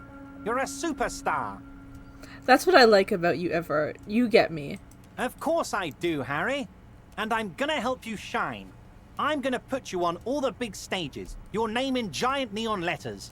Harry Dubois. I just noticed, if you zoom in on Harry, the shirt is clipping through the suit jacket. And when the breathing animation plays, it moves. I just noticed that. He's probably just making a guess based on your recent activity in Martinez. Where did you get that folder? Ah, this? My friends in your organization gave it to me, Harry. This translates into, haha, you guys are so corrupt. I find that very suspicious. May I have a look? I'm afraid this is meant for union eyes only, Mr. Kitsuragi. I'm sure you understand. Please continue, Harry. Of course, Let's talk Harry, about something of else. Okay, one sec. I gotta put my drama clothes on to remember what they are partially. I think that's it.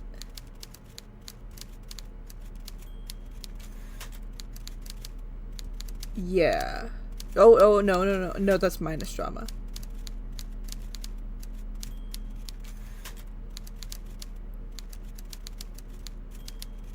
Yeah, that's it. Okay.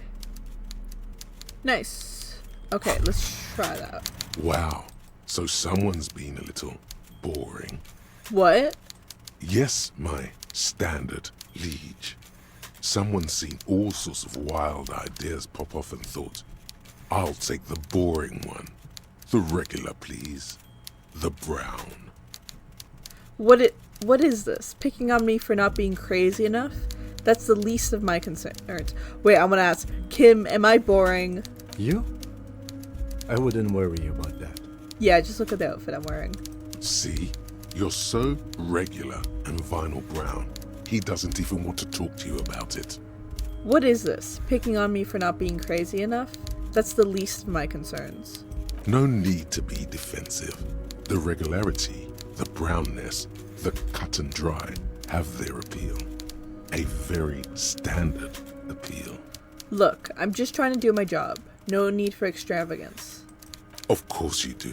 Let's get right to it. My lord's copotype is regular cop. I'll let everyone know. I'll send out a telefax. Wait. This will be my capo type now? Yes, the type of cop you are, sire. Think of it as a caste, a class even, a nation of regular law officials that you belong to. It comes, of course, with the usual benefits. Yeah, no need. Let's keep that announcement on standby for now. Good. Of course, to outright declare yourself something does seem a bit too interesting now, doesn't it? I won't trouble you any further. I want to be superstar cop. Mr. Dubois. Okay. Let's hear it, Harry. 83. As you look at the folder, Everard covers it with his hand and pets it. Is he trying to hide that it's not a real RCM folder? It certainly doesn't have the RCM stamp on it. That's not an RCM folder. Okay, Harry, you got me. This is from the Census Bureau, not the RCM. Those Census Bureau people are absolutely corrupt. You should do something about them. He got the name from the Census Bureau, and everything else from your actions here in Martinez.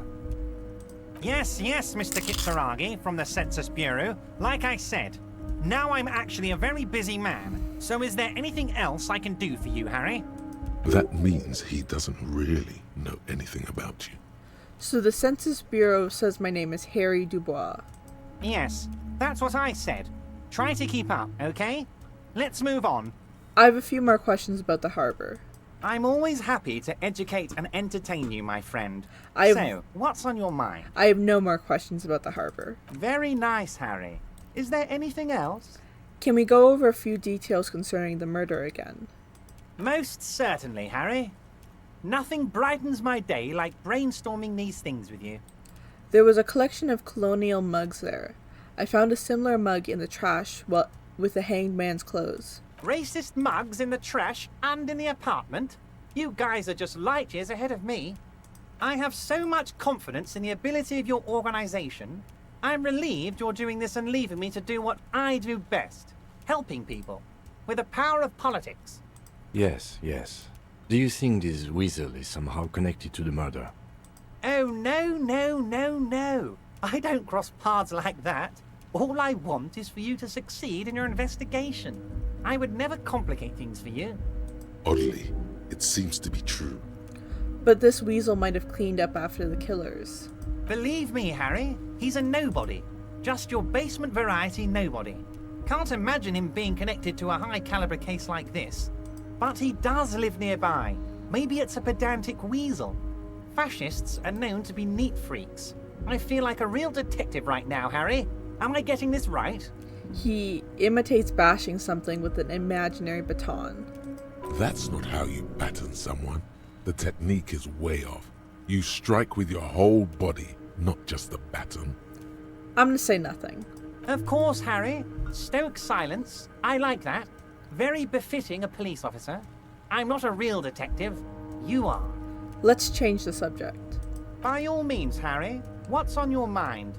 I met Joyce, the company representative. Oh, that's very nice. I haven't gotten around to her yet. I'm very, very busy, you see. I hope you're getting along. One thing I want to make very clear, Harry, is that this is not some kind of union versus corporation situation. Everyone is just pals here. Just pals? Yes. We're all trying to do what's best for Martinez. Don't feel like you shouldn't work with her just because you and I are such good friends. I'm not a jealous guy. I told Joyce that I met you. It's perfectly okay. Even if you've told her everything we've talked about, it's absolutely fine. What happened to the previous negotiator, Mr. Gamont? What do you mean, Harry? Nothing. I let him go. He made concessions for the company in previous negotiations. Why would you let an ally go like that? Well, we already answered that, actually. He's an old man, Harry. I wanted him to spend more time with his family. God knows how long he's got left. Okay, another question. Empty all your barrels on me, Harry. Joyce said the previous union leader vanished under suspicious circumstances. Vanished? Harry, the woman left her casserole in the oven and couldn't make it here in time for the voting. Oh, did I leave my casserole on? Better go home and check. The election can wait. When she got back, the whole thing was over. I find it hard to believe that. Wait, there was no mention of a casserole from Joyce. Funny, Joyce didn't mention any casserole. Harry, Harry, Harry. Do not fixate on this little matter. Maybe it was a rabbit stew, or a hairdryer, or an iron. The point is, her heart wasn't in it. Mine was. Why haven't you let her in to see you? If she actually wants to see me, she will find a way. Any good negotiator would. And I just don't have anything to discuss with a bad negotiator. It's a fortress. He knows she can't get in here. He doesn't want to see her. It's as simple as that. She should simply do what we did. And beat up Measurehead. Okay, let's talk about something else. Of course, Harry. Let me just assure you one more time. It's perfectly okay to share anything we discuss here with this Joyce. This is a completely transparent organization. I have no interest in what she is doing, but I myself have nothing to hide. Your business is your business, and I respect your privacy. Just remember, none of this is secret. He makes an all-encompassing gesture. Tell her about all of it. My brother's picture, my singing swordfish clock. Tell her how overweight I am and how I'm helping you find your lost gun. Tell her about everything. Everett doesn't mind. I do really like that swordfish clock. This is weird. Not nice weird, but okay. Everett, I'm gonna leave now, but we might talk later. That was fun. Swordfish clock! A taxidermied fish that... Oh, it's taxidermied. Okay, I know. I thought it was just like a mechanical fish. But no, it's taxidermied. How do they get it to sing? I don't want to think about that, actually. I don't want to think about how they get it to sing. I mean, it's pretty simple. They just put it in the fish, but I feel like just a mechanical fish would have been better. Anyway. So we have to wait for this. Right. Examine the library card. Let's do that. There it is. The library card is folded into two and still slightly wet to the touch. The front side reads, Central Jamrock Public Library Card, issued to Billy Mejean, expires July 53. Look inside. Whoever owns this card is an avid reader. You find a list of books written in blue pencil. Radio thriller. Stand a little less between me and the sun. The last one in the list is The Glinton Curve by M. Theobald. A library stamp indicates that the book has been returned. Most of these titles seem to be in the sci-fi genre. Some thrillers too. Look at the backside. If lost, please return the card to the library. Dial 005 02 55 211 or visit us at Moreau Street, 78, Jamrock. Business hours, 900 to 1800. Good. We should give them a call from my kinema. See if we can learn anything about Billy Mejean. Yeah, but they're closed. Good idea. There was plenty of information here to go by. Put it away. Okay, so that's a tomorrow in-game tomorrow quest. What else can we do? Right, we still have to find Clausier's boy. So it's the boy west of the boardwalk. On the coast, somewhere in the reeds. Okay, let's go do that. I don't know why I'm having such a hard time finding it, but it's okay. We'll find it.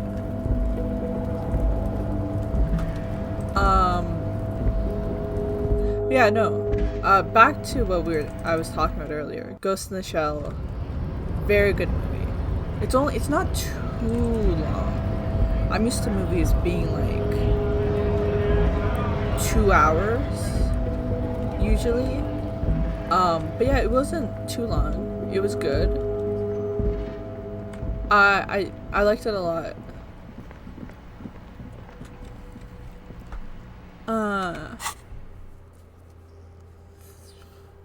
Let's go to the fisherman tracks. Okay. So it's on the boardwalk. It's on west of the boardwalk. Now, the boardwalk is probably where the dead guy is. So, let's go back there and see if we can find a way down. Or I can get over there.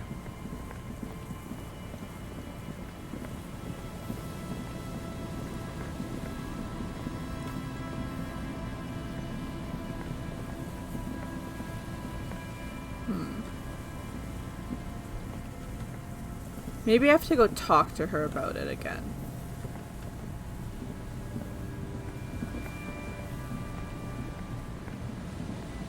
I can't get through there. Okay. Oh, the guy's gone. That makes sense. It is pretty late.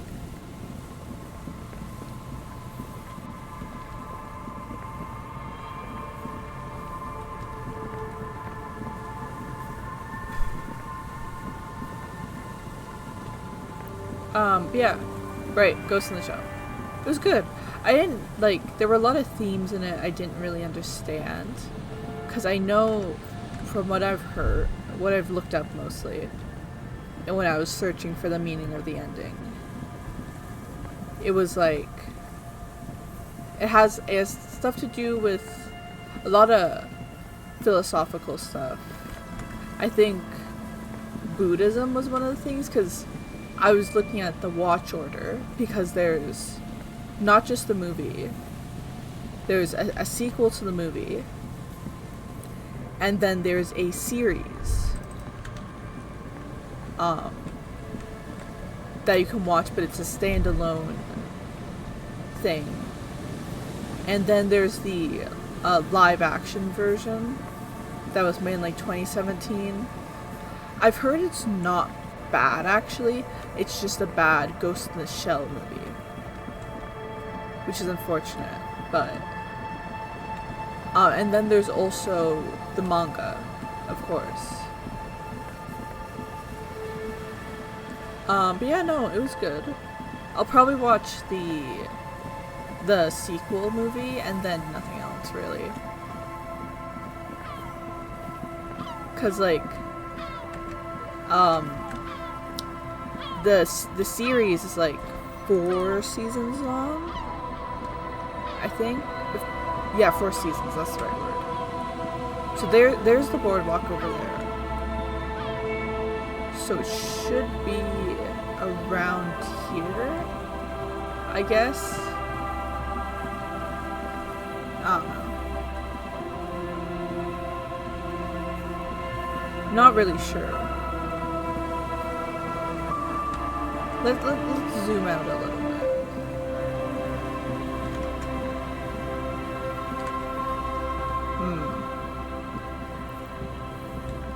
So not here. I mean, it is. Well, actually, no. This is the wrong way. This is east of it, so we have to get down there. I don't know why I'm having such a hard time with this, but oh, what's that? I don't like being zoomed too far out. I do like the effects of, oh, nice, $2. Of the screen on the sides getting darker. I think that's a cool effect.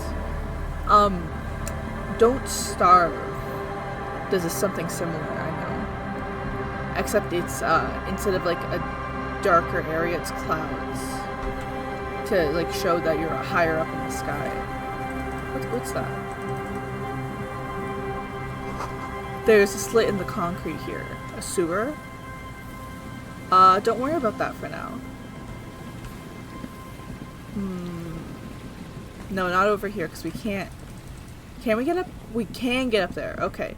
It looks impassable, okay? It looks like one of those roadblocks they put into the game. Oh, you guys are important, actually. Okay. Let's look around first. Oh, okay, it was literally right here. A metal and plastic contraption bobs up and down amidst the trembling reeds. At first, it just looks like trash, but if you look closer... That, over there, must be the boy Klaas you told us about. The one she hid her passport in. We should take a look.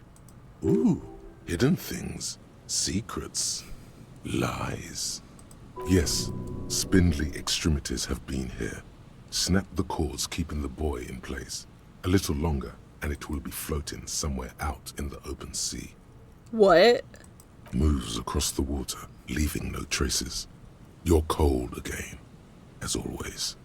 Yes, but who or what is this? Splendor. We're lucky it's still here. A little longer and it would have floated away. Indeed. Let's see what's inside. Damn, I felt really strange just now. No further response. All his concentration is on the contraption. Pick up the boy. The boy is not tied to anything. The cords dangling from the bottom really have been torn or cut. You lift it out of the water easily, noticing how light it is. Examine the plastic ball. The number 11 has been written on the yellow plastic. It hasn't been in the water for very long, but it's already discolored and slimy with silt. A latch holds it close, but only just barely. The brittle metal of the latch has cracked. Simple construction. Shake the boy. Very unsafe. Oh, sorry, my bad. Shake the boy. There's something in there, splashing around. Sniff the boy. It smells like you would expect it to smell. A concentrated version of the coast. Salt, industrial slop and decay. And just a dash of hard liquor. Yum. The water this side of the peninsula is cleaner. Actually, smells a little salty. Open the boy. A shot glass's worth of seawater pours out. Some algae. And nothing else. Well, damn. No documents. Who do you think took them? I have no idea. This is a minor quirk. We know what was in the boy anyway. Or think we do. This is a small loose end, either way. Not important, I hope. Could this be related to the cryptozoologists and their little expedition? In my experience, cryptids are generally uninterested in travel documentation. We should go. I meant more the guys behind us. You could ask the miss what she thinks. Later, if you have the time. Though you doubt she'll tell you much at this point. Let the empty boy be. Yeah, I know, I meant more these guys over here. Oh, there's something over there, there's something over there. 45 cents. Anyway, let's talk to them. Hello, I'm Gary. How do you do, officer? I forgot he sounds like this. Yellow man. I mean, officer. I forgot he said that. What the fuck is wrong with him? No, I actually know what's wrong with him. He's a fascist. You can tell by the background, I think. The lieutenant raises his eyebrows slightly and takes out his notebook. Yellow man. That sounds awfully familiar. Something to keep in mind for later. Please don't. I'm just waiting for my friend Morel to finish up with his insect traps so we can return to civilization. I'm leaving. I'm not talking to you anymore. Okay. Here we go. Nice and easy. No way out, little guys. Not out of this jam. There's a cylinder on the ground in which the man is arranging some netting. It looks like some kind of trap. He notices you. Who's there? Oh, the police. Hello, officers. His self-conscious enthusiasm renders his movements ungainly. He looks like your understanding of a scientist. You must be Morel, the cryptozoologist? To what do I owe the pleasure? That's sarcasm. He takes no pleasure from your appearance. Lena sent me. She's been really worried about you and is waiting for you to get back. Of course. Thank you for passing along the message. That damn water lock is broken, and we can't go all the way around the 881. I'm not telling him I broke it. The water lock's been fixed. It was fine when I crossed it. Oh, good. We should really be getting back. Gary could use a hot shower and a warm bed. Did he say we can go back now? Yes, Gary! We can go soon! If you see Lena, tell her I won't be long. You guys aren't that far apart from each other. You don't have to yell. Sir, your wife is waiting for you. I just have to do one more round. See if the phasmid has taken the bait. Then we're going. I'm looking for a suspect. Have you seen a woman with red hair who seems to be on the run? I'm afraid not, officer. I've been busy digging around in the reeds for days, looking for signs of insect activity. I'm less interested in mammalian concerns, to be perfectly honest. The lieutenant takes a short note in his notebook, then gestures for you to proceed. Tell me about this phasmid you're looking for. Well, first of all, it's damn difficult to find, which is why we've been knee-deep in the reeds laying traps for it. What makes it so difficult to find? Good question. Being a phasmid of the order Phantasmodea, a ghost insect, it disguises itself as plant matter. In this case, the reeds. Awful lot of reeds around, aren't there? And I suspect it may have also developed other specialised techniques to protect itself from predators, or scientists, in our present case. What sort of specialized techniques is the phasmid using to hide itself? It's my hypothesis that it has evolved certain electrochemical defences that allow it to interfere with animal perception, impeding pattern recognition, confusing the visual cortex. But I cannot describe how these defences work, much less how they evolved, without studying a live specimen. How big is this phasmid? I'm expecting it to be quite giant. One known species of phasmid, called the Megaphasmodea zoensis, is about the size of a grown man's forearm. So, Seems puny, to be honest. Why are you so interested in this stick bug? It doesn't seem to be as colorful as some of the other cryptids I've heard about. Typical rookie assumption. Insects are much more sophisticated creatures than those unversed in zoology give them credit for. Even simply catching a glimpse of the Insulindian phasmid would be the apex of of any cryptozoologist's career. But to study it and its defences, find out how it stayed hidden so long, Would be glory itself. What have you discovered about it so far? very little, I'm sorry to say. No one's ever captured a specimen, so all our information is based on first and third-hand accounts. So no one's ever found one? Not yet. That's what makes it a cryptid. Just out of curiosity, if there's no proof of its existence, how do you know it's real? I know it's real. The cryptozoologist says briskly enough that even he seems to be taken it brusquely? I don't know. Brusquely enough that even he seems to be taken aback by it. It's clear that his obsession with the phasmid is driven by something more than the pure pursuit of scientific advancement. By which I mean, I've heard enough first-hand accounts to believe quite firmly that the Insulindian phasmid is more than mere superstition. Lena said that there had been a sighting of it here in Martinez. Yes, the most recent sighting was by a couple of teenagers along the coast here. That's what brought us to Martinez specifically. It's the first credible sighting in several decades. Admittedly, it's an unusual location for this species, but with all the sewage runoff upstream, it probably doesn't matter much anymore. Maybe the Insulindian phasmid has died out? I have to resist the thought. Such an extraordinary creature is doubtlessly highly resilient. After all, it's generally thought to be capable of parthenogenesis. Parthenogenesis? Yes. The females don't need males to reproduce. Makes it easier for a species to survive. in adverse conditions. This arouses no special feelings in me. And it shouldn't. Nature does not concern herself with ethical propositions.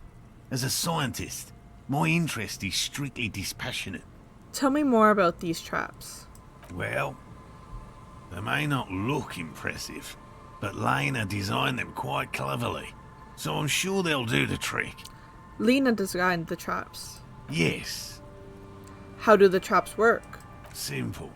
Attracted by the locusts, the phasmid crawls down the funnel and, having eaten its fill, can get back out.